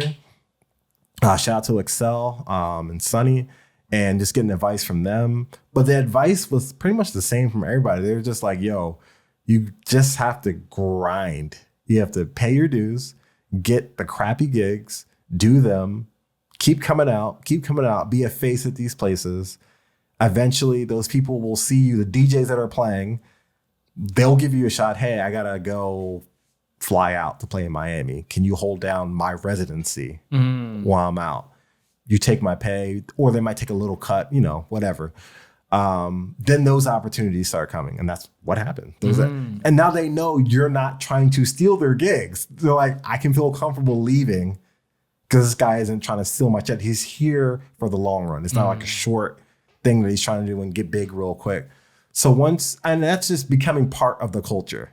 You know, you're not there to just extract money and fame from this thing. You're like, hey, I'm here to be a part of this. And once people realize that, that's when gigs started really coming through and stuff like that. So but that took a while. That took a long time. Yeah, I guess what's your advice to someone who's just starting out? Learn how to DJ. And that sounds weird. You're like, of course I'll learn how to DJ. No, people don't learn how to DJ. They're just like, I just want to DJ. Yeah. Give me the gig. And it's 2025. So we all know you can get a gig in any creative field just by looking a certain way or doing certain things. Looking hot. So we understand that you don't have to. But yeah, if you want to be a DJ, learn how to DJ first. Once you've done that, watch your favorite DJ, pull up to your favorite DJ's events, go to your favorite festival, all that. Have fun. Like, I feel like there's not a lot of fun being had. I'm like, just go have fun. Like, you love music, right? I think go to music venues. Like, I think that's great advice, because there's a lot of people, when they take the craft too seriously, they take out the enjoyment that they originally started doing it for, you know? For me, that was like fitness for a big part. Once I started treating it way too seriously, I just started not liking it. And then your clients or your class people could see that you're not having fun at it. And that's not a good feeling. Yeah. So what else after that? Learn how to DJ, do the things, go see your favorite DJs, learn from them, network. Yes. And know where know your place. So know where you like stand up to them. So when you're watching your favorite DJ, how far away do you feel you are skill-wise to them? Are you right there with them? Like, should you be on stage instead of them? Like, and realistically, think about that. And ask your friends. You've heard me DJ before. Am I that good? If you have good friends, they'll tell you honestly. They'll tell you. And talk to the right friends too, because some friends are good friends, but they still won't tell you the truth. Why do you think that is? They don't want to hurt your feelings. That's just all it usually comes down to. Yeah. My wife is great at that. Telling you how it is? Yeah, 100%. Breaking your ego down once in a while? Yeah. and the thing is, I asked for it. I'm like, please don't sugarcoat it. And she does a really good job at that. And at first, she didn't even know what was good or bad. But once she did know, like just from being around me and going to gigs and stuff, she was like, oh, yeah, that transition was trash, bro. Like, and I'm like, I was talking and I had it. She was like, I don't know what you were doing, but it wasn't good. Yeah. Damn. But yeah, the biggest thing really is it's learning the craft on your own in the bedroom, doing your thing, practicing. I feel like it's perceived as a very social craft, but it's very lonely. Yes. Like, it's perceived socially because you're performing in front of all these people. Yeah. But you're just in a room editing and putting songs together for most of it. Yeah. Right? Yeah. That's just the tail end icing on the cake is playing. Like, all the work's done. Yeah. Like, yeah. Yeah. So what is that process like inside your room or the office or in front of the computer? Like, what's that aspect of DJing like? So again, it just relates to everything else in my life. I love that. This is like the motorcycle stuff again. Like, I love that. I love sitting and being creative and thinking about putting things together and editing tracks. And I love it. I can do it for hours. Again, like with riding bikes and fixing bikes, editing music and putting sets together, I like as much as playing. Like, neither is better to me. You love both parts of it. How did you become like the fitness DJ? That's hilarious. Because I never even knew it was a thing. I didn't even know it was a thing, bro. Until like I moved here. Like, Hunter told me you did the opening for Nomad, and then you told me you're DJing at Equinox, and I'm just like, what? That's a thing? And at F45s, every Saturday we're doing DJs. Oh, too. Word. Like, Dope. I worked at F45 for a bit. That's sick. And I was just like, what? You guys have a DJ every Saturday? So I moved here 2014. Okay. And in this process of going to these gigs and really trying to do my thing here, I'm like, I need an angle. I need a way to get in, because getting into the club or bar is difficult. Everybody wants to be in the club and bar. So it's like, how I want to be DJing somewhere. I'm trying to think what was the first one. I think Groove was the first one. Shout out to Ben Allen. I think Groove, and Groove is like a hip hop and R&B choreography class. Like dancing. Okay. So I heard about it from my friend Maria. Shout out to Maria. She's a yoga instructor. Okay. She put me on because I was doing yoga. I was doing Bikram yoga on the East Coast. Oh, sick. And I was looking for that out here. And Maria, I think I went to her class or something like that. And she put me on. She was like, yo, you're a DJ. You got to check out Ben Allen's Groove class. Now, the big thing for them is they're playing mostly like hip hop and R&B from like the 90s, early 2000s. I'm like, sold. Done. That's my bread and butter. I love it. So I went to a few classes, not to dance. I cannot dance, but to watch. And I'm like, this is great. I love the community. I love the music being played. This is my era. This is my niche in DJing. I'm like, I would do great here. Yeah, I'm all about it. So I asked them like, hey, what do I do? And they're like, come to like an introductory like class where you just watch the DJ, and then you'll take it from there. So I did that. And I've been working for them ever since then. Now, once I started doing that, they have like little, I guess you could call them like camps or festivals and things like that, where a bunch of different dance groups will get together and do like a getaway in the mountains, and it'd be like sick. classes and stuff like that. So now I'm being exposed to other instructors in the city, and they're like, oh, you're killing it. Can you make a mix for me for my class? Can you come to my class? And then I started doing just other things, and then the Lululemon stuff started happening, and like New Balance stuff, and just it kind of just blew up in its own little thing. Have you seen all? Never saw that coming. Yeah, it's crazy. Have you seen all the Run Club DJs now? Yes. Like who's Diplo is like doing his own like. Yes. Another Philadelphia native. Oh yeah, He's from Philly. Shouts out. 100%. Yeah, you got it. But why do you think? I feel like the club scene. I know the club scene is declining. Drinking scene's declining. And do you see a shift from DJing more in clubs and bars to more things like fitness or more things like these run clubs and stuff? Yeah, 100%. And I'm happy. I got I'm not out of the clubs and bars, but I started doing that less because I didn't enjoy it as much. And I always viewed being in the club as like the highest form of DJing. Why is that? Because my favorite DJs were playing in the club. And I'm just like, okay, when I make it, it'll be when I'm playing at the club all the time. I'm being flown out to Paris and Vienna and Tokyo and in these crazy clubs. In these clubs. That's when I'll know I've made it. Yeah. And that was always the goal. And then I started getting there, and I'm like, and I will say, I feel like I missed a boat almost. I feel like there was a golden age of clubbing that I was not a part of. Sure. Because I talk to DJs that are older than me and hear stories, and I'm like, I've never had these experiences in the club. And I've seen videos. You see like the Limelight documentary and other clubbing documentary. Like, yo, this is lit. You're like, I've never seen this before. Yeah. Do you know who DJ Vice is? The name rings a bell. Okay. Well, he used to take F45 classes, and he's a little bit older than you, and he would talk about the scenes that you're talking about. And I'm like, oh, like, yeah, I definitely missed that phase of clubbing. I'm like, I missed that. And I'm just like, okay, but that's what I was shooting for.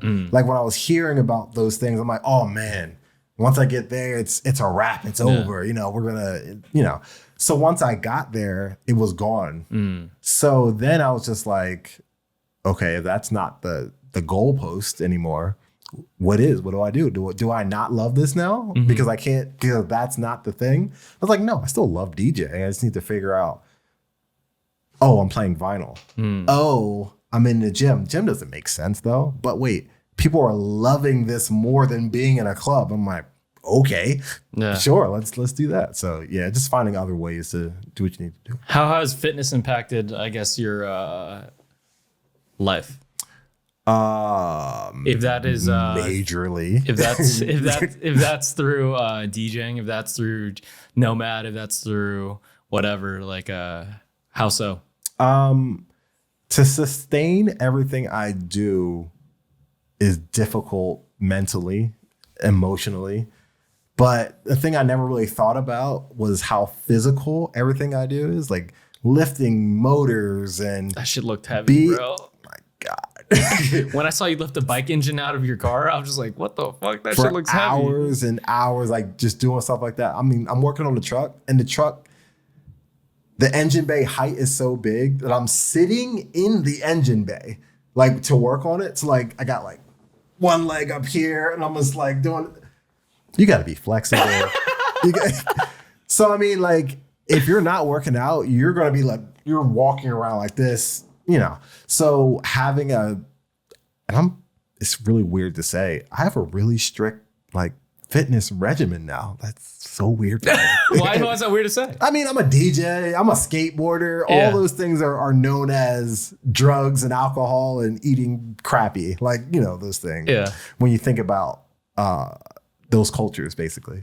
But yeah, I have a really strict like bedtime. And sleeping too. Yeah. You're dialed in for sleeping. And I was never dialed in. I was dialed out. Wow. I was so terrible. what's the sleep time? Terrible. Now? If I'm not playing, 9:30.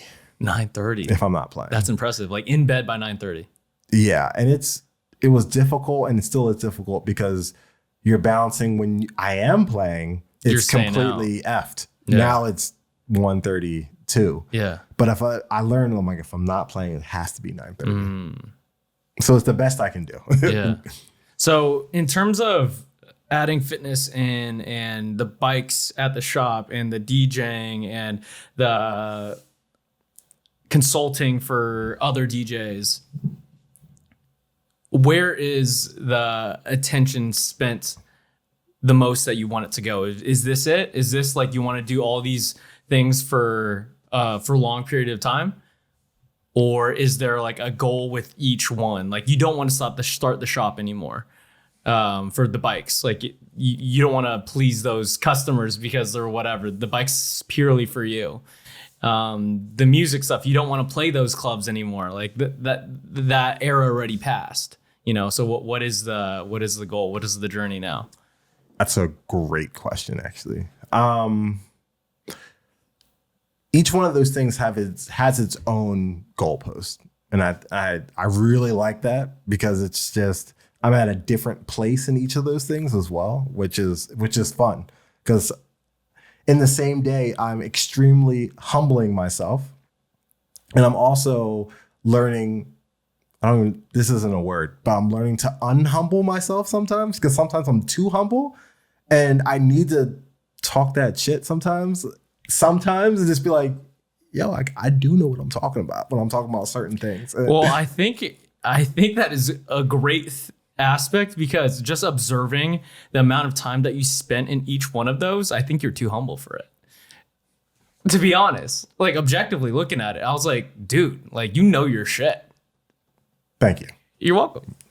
I'm admiring it. Yeah. Because like I've always wanted to be the 100% guy. I'm working on that right now. Yeah. You know, and to see you put that in multiple aspects of your life for a long period of time, like 1 year is a lot for a lot of people. They can't do anything for 2 weeks. Yeah. You know? Yeah. Like that shit's hard, bro. Yeah. So unhumble that shit. Yeah, the goalposts are different for everything. So I would say, well, I don't think I told you this either. This is great. We saved it for the podcast. So in motorcycling, I am me and the shop owner. We're building a race bike, and I'm going vintage motorcycle racing by 2026. Yo, you're going to be the one racing? Yeah. Wow. So it'll be a bike that we built, and I'll be racing 2026. Yeah. Are you scared? Yes. Is there different techniques of riding for a race versus just riding for yourself? 100%. Okay. So are you learning that now? Yes. Okay. Yeah. Yeah. So that's beautiful. So that's something in motorcycling. Okay. That's the next goalpost for motorcycling. Right. And again, that aligns with, I want to do this for me. Yeah. Like, there's nothing against working on other people's bikes. I'm really selfish. I want to be selfish in that. Adrenaline junkie for that one. That one's kind of crazy. Yeah, my wife says it all the time. I don't believe it, but I'm starting to like understand that maybe she's right. She's like, bro, you're chasing these. Like, I'm like, no, like I don't ride like 200 miles an hour, but it's just like you're not a crazy person, but you chase these fields that put you in these situations that are crazy. I'm starting to catch on. Okay. For DJing now, it's purely getting better, getting sharper. It's not so much. How can you get better? How can you get better now? Like, because you've been at a point where you understand all the technology of it, and you know how to like mix and match vinyl and all this stuff. Like, what else could you get good at? It's pure technique of DJing, being better at mixing. Music knowledge. Like when you talk vinyl, you have to know music better. You're at a record shop and you're looking at names and artists. Do you know those artists? Do you know what this song is? Wow. Is this record worth $200? Maybe it is. Maybe it isn't. Is it worth $200 to you? Like, can you play this out? Do you know that information before you're spending the money? So playing vinyl makes you have to learn music more. And that pushes me back to the saxophone and stuff like that. Because now I'm learning music, and you can never know it all. There's no done. I'm just starting to get into music and like understand like that music culture or movie culture as well. Because I always didn't pay attention to it because I was just like, I don't need to know it. Like I got my shit that I need to focus on. Like I'm just gonna put everything else out. But then I'm training these clients who are in the movie industry, music industry, and they're trying to talk to me while we're having our session, and I can't relate at all. And they're like, I'm like, fuck. Like this does affect my job. Like me understanding movies and music more will make me a better trainer especially for here. my job, especially here. Yeah. And I just now realized that. So I'm starting to watch some movies and music and all this stuff. I guess for the music wise, what is like top 5 albums on the top of your head that I should listen to from beginning to end? Stop right now. On the top of your head. Okay. So excuse this list. I'm gonna preface this list because this is just as Nate said, it's off the top of my head right now. I've not pre-thought about this. I haven't thought about this in a long time actually. But albums from front to back. If there's a gun to my head, and I have to pick 5. Okay, it's gonna be Steely Dan Asia, AJA, front to back. Front to back. Steely Dan. Yes. Okay.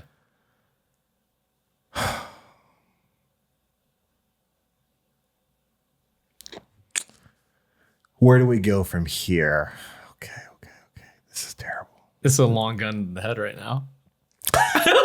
Ray might be dead, to be honest. It might be dead by now. For me, because we're speaking about me, I mean, I feel like the Black album, Jay-Z had a big impact on me. Okay. Front to back. The thing is with the Black album, it comes with context. I feel like if you've never heard Jay-Z before or listened to a Jay-Z album, it might not impact you as much before hearing that. But we're talking about me. So the Black album, Jay-Z. Butterfly, Mariah Carey. I think that was the title of that album. I'm a big Mariah Carey fan. I didn't see that. Yeah? Love that. Yeah. As a person from the things that I've seen, I've never met her. But as a person from what I've seen, she doesn't seem like a nice person. I don't know that. Yeah. But I love her music. It's like Kanye, too. But the music. It's like, I like Graduation album. Like. Speaking of Kanye, My Beautiful Dark Twisted Fantasy. Okay. I'll listen to that one. One more. Oh, back to Kanye. That is tough to say. That might be my favorite hip hop album of all time. My Beautiful Dark Twisted Fantasy. I listened to it after his documentary that came out. Because is that when he sang Through the Wire? No, this is later. This is like after 808s and Heartbreaks. This is like, I'll do a refresher on it. Yeah. I forget what year it came out, but it's after that. Cool. And last one. My goodness. There's so many. Oh, what am I missing? I know it's there, but I'm like, what am I missing? You know what? We got to go with my boy Lupe Fiasco, Food and Liquor. Food and Liquor. Yeah, his first album. Yeah. Okay. I was a big Lupe Fiasco fan. I'm going to check those out after. Yeah. All right. So you have the motorcycle race. You have getting better at DJing. And those are kind of like just the pillars, right? And then you got the normal Serato job. Yeah. Heck yeah, bro. What's the importance of having these small goals and pillars in the tasks or the hobbies or the small side quests / jobs that we decide to have in our lives? It keeps it interesting. And I'm a big video game nerd as well. Okay. And it keeps it game-like. Gamified. Yeah. When you have little things. I gamify life for sure. One up yourself and everything. Yeah. It keeps it fun. You get prestige. Yeah. 100%. Yeah. Yep. What do you call it? What was R+B and Wine? Over the pandemic, when I wasn't working on that bike, we're all streaming. So every DJ became a streamer overnight. Okay. What's the appeal of streaming, dude? The appeal of streaming is you can do it at any time and could potentially have a crowd at any time. How do you build a following off streaming? That's the $100 question. $1 million question? $1 billion question. Yeah, because there's a lot of people who make a fuck ton of money on it. And I'm really confused. I'm like, why am I watching this guy do random shit that makes no sense? Right. Like, there's a few different ways. So one way is the LA way, and it's just you're popular already. You're a celebrity already. You have a following in other things. And people want to just see what you're doing because you're already popular. Right. So you can bring that to streaming. You know, you're Doechii and now you won the awards and stuff now. You go live. Everyone's running there because they want to see what you're doing. And they were there before. I'm saying she didn't deserve it before. But once you get to a certain level, it kind of just rolls itself. But the other way is a lot of those kids on Twitch and doing the video game stuff. And, we talk about Ninja and, all those guys, they just grinded. They were just doing it like 15 hours a day, every single day. Just streaming their life. Well, not even. Just streaming video, like just video games. Yeah. I mean, then you have, the people who are streaming their life. Cool, but what's the appeal of watching Ninja on a stream? People like watching people do things. And people like watching doing things that they can either relate to in some way, or if that person is really good at that thing. That you could say that about like an Instagram post though, or you could say that about YouTube. But it's not live. You're not watching it in real time, and you can interact with that person. And the key to streaming is the interaction. So now it's like you're watching a movie, but you know, it's that fourth wall. Now the movie characters are talking to you. You're like, what? I'm a part of this thing now. This thing is happening and I'm a part of it. Without me, this thing doesn't happen. So that communication back and forth is probably the biggest thing about streaming is the back and forth for sure. Did you enjoy it? I enjoyed it for the time, but it started to become, it wore me down after a while because having that communication, but it not be it's in real time, but it's not in real life. That started wearing on me. What do you mean in real time, not in real life? We're in the same place digitally at the same time and having a conversation, but you're not physically with me. I'm not getting human interaction really. We're talking, but we're not close. And how did that wear humans need to be close. Yeah. And so that wears on you, you know, after a while. One of the biggest things though, I feel like I did. Oh, let me answer your question. R&B and wine. R&B and wine. So what R&B and wine was, I love R&B. I love 80s, 90s, sexy, slow R&B. Love it. So I was like, you know, I started streaming and I'm like, I need to make a thing. Like, why are people showing up? What's my thing? So I had a red light, was doing the whole nine. And I was like, I drink a lot of wine. So I was like, hey, R&B and wine. Like, I feel like that's the thing. So we're playing R&B and people are showing up like to the stream. Like, oh my God, I love this song. What do you stream it on? I don't do it anymore. It was on Twitch. Like what software or hardware?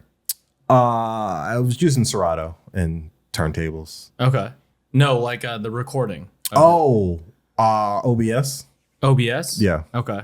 So like you didn't do like a phone or anything. You did. Oh no, I had DSLRs. And, you had. It was like legit setups. Capture cards and Wow. Yeah. Dang. Good, I'd nerded out. I had a lot of the equipment I went to school for audio and video production. Yeah. So I had cameras and stuff laying around. So I'm like, put this degree to use, you know. Versus on the shelf. Yes, 100%.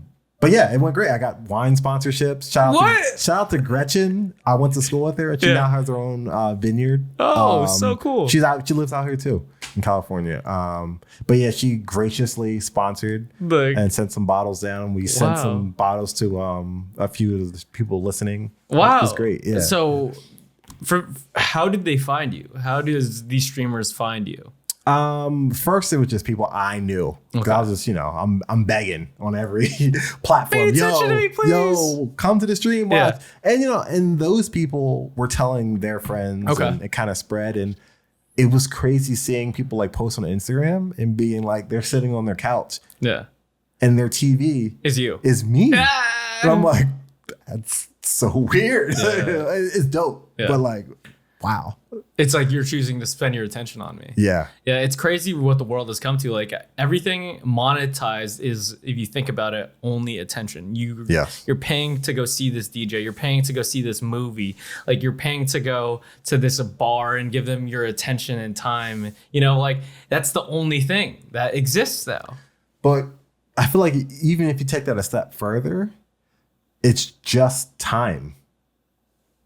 Like, what are you choosing to do with your time? So you're like trading time almost, which a lot of people say is the most important currency that we have. Yeah. And I feel like we just give it away pretty easily. I feel like if you're a likable human, people try to steal a lot of that time. And that's the dagger right there, because you're not being rewarded for it. People are stealing it because they like it so much, you know, and not a lot of people think about that. Like, so for example, I'm doing this bodybuilding show. Right. And it's How's that going, by the way? It's going well, man. I'm down like 10 pounds. And I'm like stronger than I've ever been, faster than I've ever been. That's amazing. It's cool. I am still like 97 days out. Wow. And I'm eating mostly tilapia rice. I like no more steaks. Yeah. No more whatever. It's hard. It's definitely hard. It's switching from, as humans, we are designed as hunger equals bad. We need to survive. And switching it to like that hungry feeling. Hunger equals the exact feeling you need to have to achieve the goal. So hunger equals good. And switching that in your head is super difficult. Yeah, that's mental. Yeah. Because I have a client who's trying to lose weight, and he was like, bro, anytime I go to bed hungry, I feel like a poor kid. Yeah, kings were fat back in the day. I know. But I'm spending all my attention on this prep. And the amount of people who hit me up to go bachelor parties or going out on the weekends and all this stuff. And my default answer is like, no. Yep. No. And I'm just like, fuck, that sounds so fun. Yep. But like, I didn't realize we just give away our time. Like they think if it's free on the calendar that there's nothing scheduled, that they get to have it. 100%. And when people, this drives me up a wall. When people ask you if you want to do something, a lot of times they don't ask you. They just say, what are you doing? So instead of asking you, they're asking you what you're doing. So if you're doing nothing, you should be doing nothing else but whatever I'm about to ask you for. 100%. And I'm just like, just ask me for the thing. Don't ask me what I'm doing. Because it's a good setup for getting you to do what they want to do. 100%. So it's they're doing what they need to do to get what they want. Yes. Yeah. How do you save your time? Not save it, but use it properly. I mean, it's really just like what you just said. It's learning to say no more. Yeah. And I feel like I grew up, not to say that I'm popular now, but I just grew up very. I was nerdy before nerdy was popular. Like when it was still like a beat upable offense. Yeah. Being Did nerdy. you bully for it? Oh yeah, for sure. Yeah. 100%. 100,000%. Dang. So I grew up like that. So I felt like I came to a point where when I started getting more attention, I was like, yes. I was, like, it was nice. It was a good feeling. Like I just been like, not an outcast. I wouldn't say it's that bad, but just like never being cool or popular. So when that starts turning around, you're like, oh, this is a great feeling. Like I've never had this. And then you get older and you're like, wait, I'm just giving away time all the time. But I'm a nice person, so I want to help people. Like I want to do things. But also some of the things sound dope. Like for me, like a bachelor party sounds dope. 100%. I just can't do that. 100%. Yeah. But then it comes to a point of just like, okay, now I see I can't do it all. What is the hierarchy of goals? If the hierarchy of goals is being a bodybuilder, going out and having fun has got to come underneath that. Yeah. Like that's not even. Yeah. If I'm trying to be a motorcycle racer, hanging out every weekend's got to come last. I gotta pause real quick. What is the process of becoming a motorcycle racer? I just thought about that. I was like, I have no clue what the process of that is. I feel like. Do you have to work out harder now? No, I mean, it's not. I'm not like training for like, Formula One or something. This is like antique vintage racing where it's not, there's not money at stake and, all that type of stuff. It's competitive. Yeah. But it's more closer to, this sounds terrible, but it's closer to intramural volleyball than it is to like the NBA. The thing that's crazy is like, I've never even heard of intramural volleyball. Like if you're going to say dodgeball, I'd be like, I totally understand. I've never heard of intramural volleyball. Who the fuck plays that shit, bro? I know people that play that. Oh, okay. Shout out to Jared, J-Rod, I see you. I'm sorry, Jared. I totally just wrote that down. No, but we both played intramural volleyball in college. Okay. not as like full grown adults. I took way too much shit for that. I'm sorry. Oh, no. Not at all. But I say that to say it's not that serious. Mm-hmm. It's more me doing something that always wanted to do, but never thought I could afford or had the time to do. Yeah. So I'm like, I found a way to do it and not have to like dedicate my life to it. Yeah. But I can still do it. So I was like, okay, bro, I can be a weekend racer, not a career. That's choice. such a good point. Like a lot of these hobbies or goals, they take not only time, but they take money.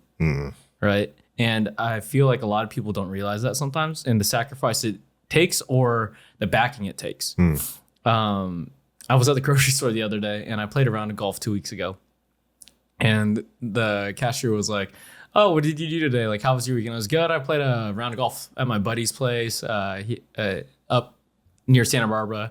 She was like, "Oh, golf? Like that's a rich person's sport." And I was like,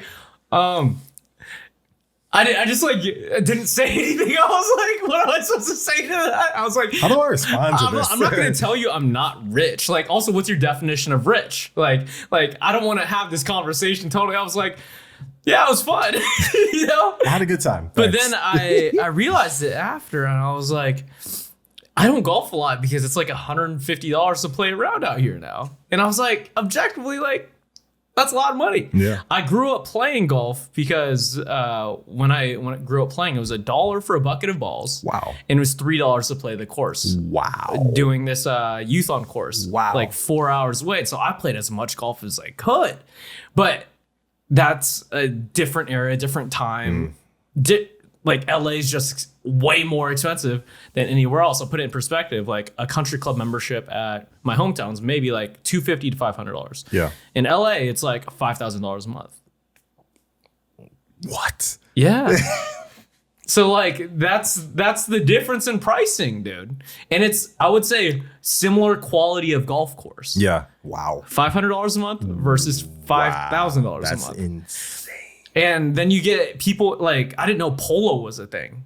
Oh, me neither. I thought that was like, you know, with English kings and queens and stuff. In Santa Barbara, bro, everyone plays polo. And I'm like, you have to own a horse what for polo are we this. talking about? Oh, not like water polo. Not water polo, like polo with the horses. Oh, with the hammers. Yeah. Dropping them hammers. Dropping them hammers, bro. And I was like, you have to own a horse first. How much does horse cost? Yo, horses are mad expensive. Like $20K, $10K, whatever and then that the is. upkeep. Yeah. It's like a living motorcycle, basically. Living motor. Wow, that's clipped. That is definitely gonna be a clip right there. I'm like, what are we talking about? Yeah, bro. So like these sports, like there is a barrier to entry. Like for you, if you didn't know the skill set of having these bikes, like yeah, how much does a bike cost? Oh my god, like a new motorcycle? Like a fully refurbished like Honda that you have. Okay, 7-8K. And then how much did you spend getting the parts and everything? Is it less than that? Yes, for sure. Substantially less than that. Yeah, substantially less than that, right? Yeah. So like you developed like the skill. Super cool.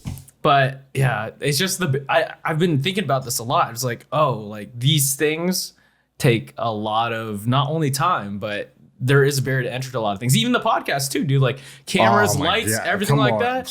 Like when I started with a phone and 2 shitty mics. Yep.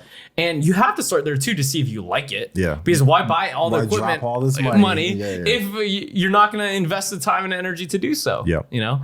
So what was all these tools for making bikes too, bro? It's a lot of money for the tools. Right. And I did it as I went. I didn't just, you know, some people that have the money just get everything you need at once. I was just like, once I get to that job, I will then get that tool and I will get the cheapest tool that I can get away with. Yeah. That will still do the job correctly.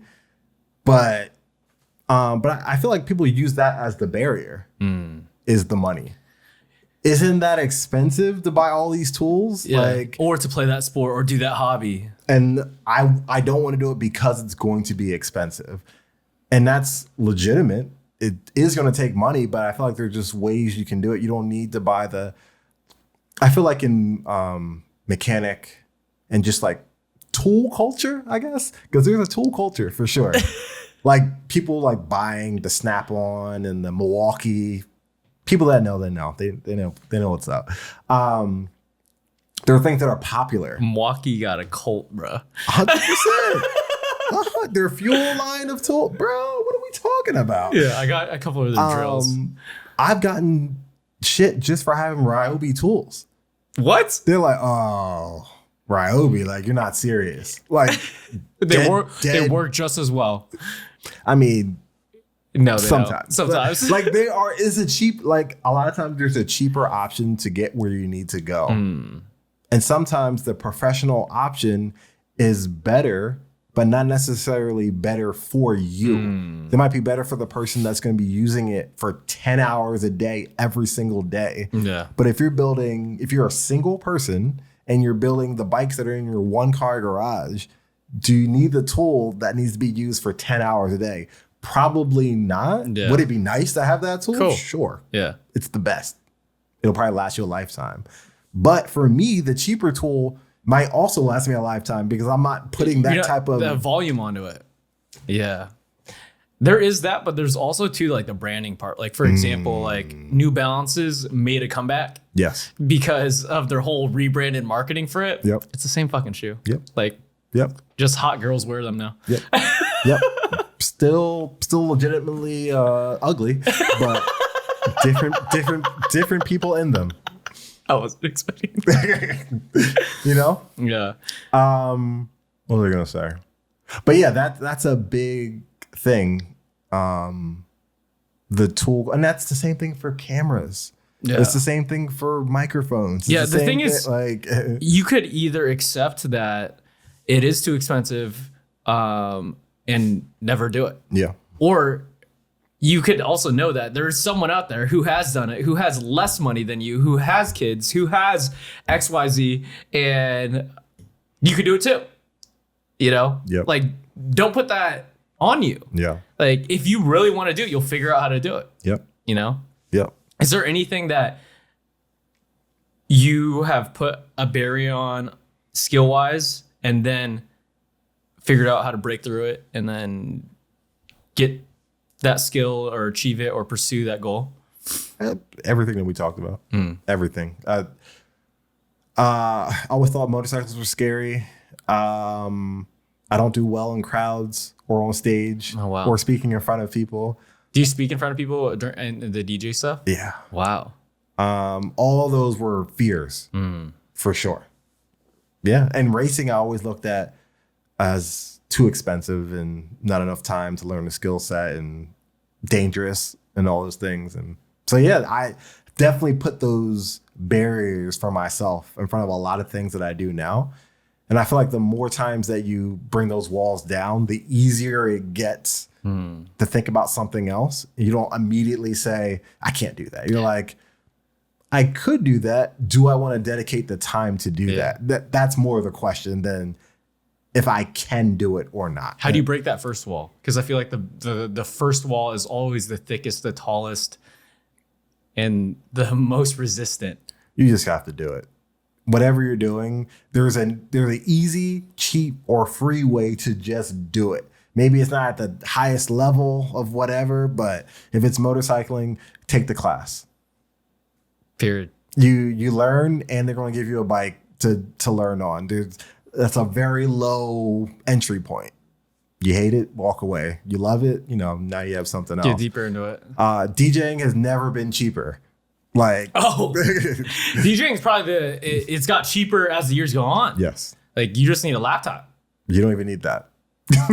You need your phone. Exactly. Yeah. Yeah. Exactly. You could do all like the audio on the phones like right now. Yep. Yeah. Yep. That's crazy. So yeah, there's no excuse. There's computers that are cheaper than phones. So let's say you're like, I don't have a phone. I'm 10 and my parents don't want me to have a cell phone until I'm You could get 16. an old Dell. You could buy $200, $150 computer, whatever. They're out there. What are you most excited for in your life right now?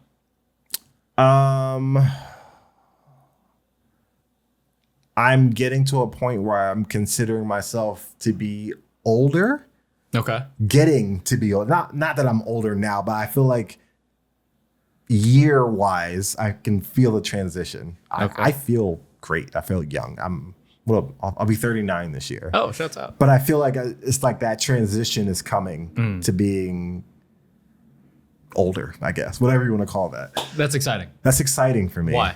It's exciting for me because I remember looking at people at this age and thinking they're like old. I'm like, damn, man, that dude's old. But like now that I'm here, I'm like, I feel great. Like I feel amazing. Why is that exciting? It's exciting because I always thought that would be like a decline in life. I was like, oh man, when I get older, it's just when I hit 50 years old, that's it for me. It's all gonna be wrapped up. I can't do anything anymore. My body's gonna be aching. Yeah, it's I need to be doing safer things, not racing. But yeah, I'm excited because I don't feel that way at all. Fuck yeah, bro. That's what's up. Not that I'm old, because I'm noticing somebody watching out is like, you're not old, bro. Yeah. What are you even talking about? All the haters out there. You look young, bro. Black don't crack. But yeah, I feel myself like verging into that territory. Sick, bro. I want to have you back on once you do the races. Would love to. Let's go. Where can be in a cast or something? Oh, don't say that. Don't speak that into existence, bro. You don't want to. No one should hit you up to fix bikes. You can hit me up to fix bikes. I just don't want to do it as a career. I do fix other people's bikes on like a very one-to-one. You just need help or you need some advice type energy. Okay. I'm just not like refurbishing motorcycles for money. There you go. I don't mind helping people out. Where do people find your music? Yeah. And if they want to hit you up for DJ gigs and all that stuff, where do they go? Yeah. www.djblackrabbit.com is the hub for everything. Social media wise, Instagram is what I'm on most often. DJ_BlackRabbit. Oh yeah, that was my last question. Where did DJ Black Rabbit come from? Yeah, so I grew up and I never liked when people named themselves. I feel like I don't know. I never liked it. Whatever. Yeah. It's like fighters; they have their coach named them. Right. Okay. I feel like it just has to come from somewhere else.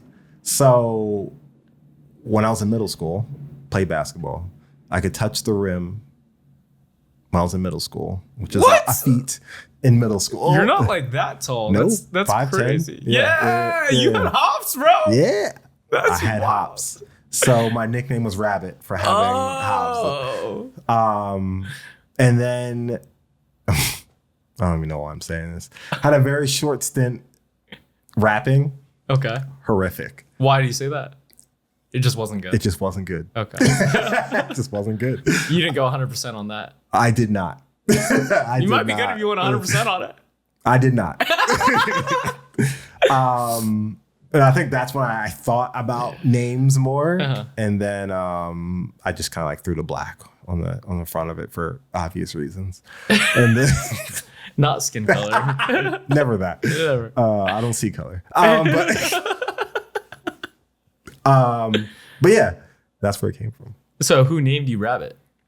I don't remember. I don't remember the first person that said that. But it was a nickname given, and I don't remember who said it first. I feel like you have to make it up for the story, bro. Eventually. Yeah, I honestly do not remember. But it was given to me, but I don't remember who started it. Awesome. Yeah. Ray, thanks for coming on, bro. This was great. It was my pleasure. I appreciate it, dude. My pleasure. Love it. Everyone go check Ray out, and we'll see you in the next one, y'all. Peace.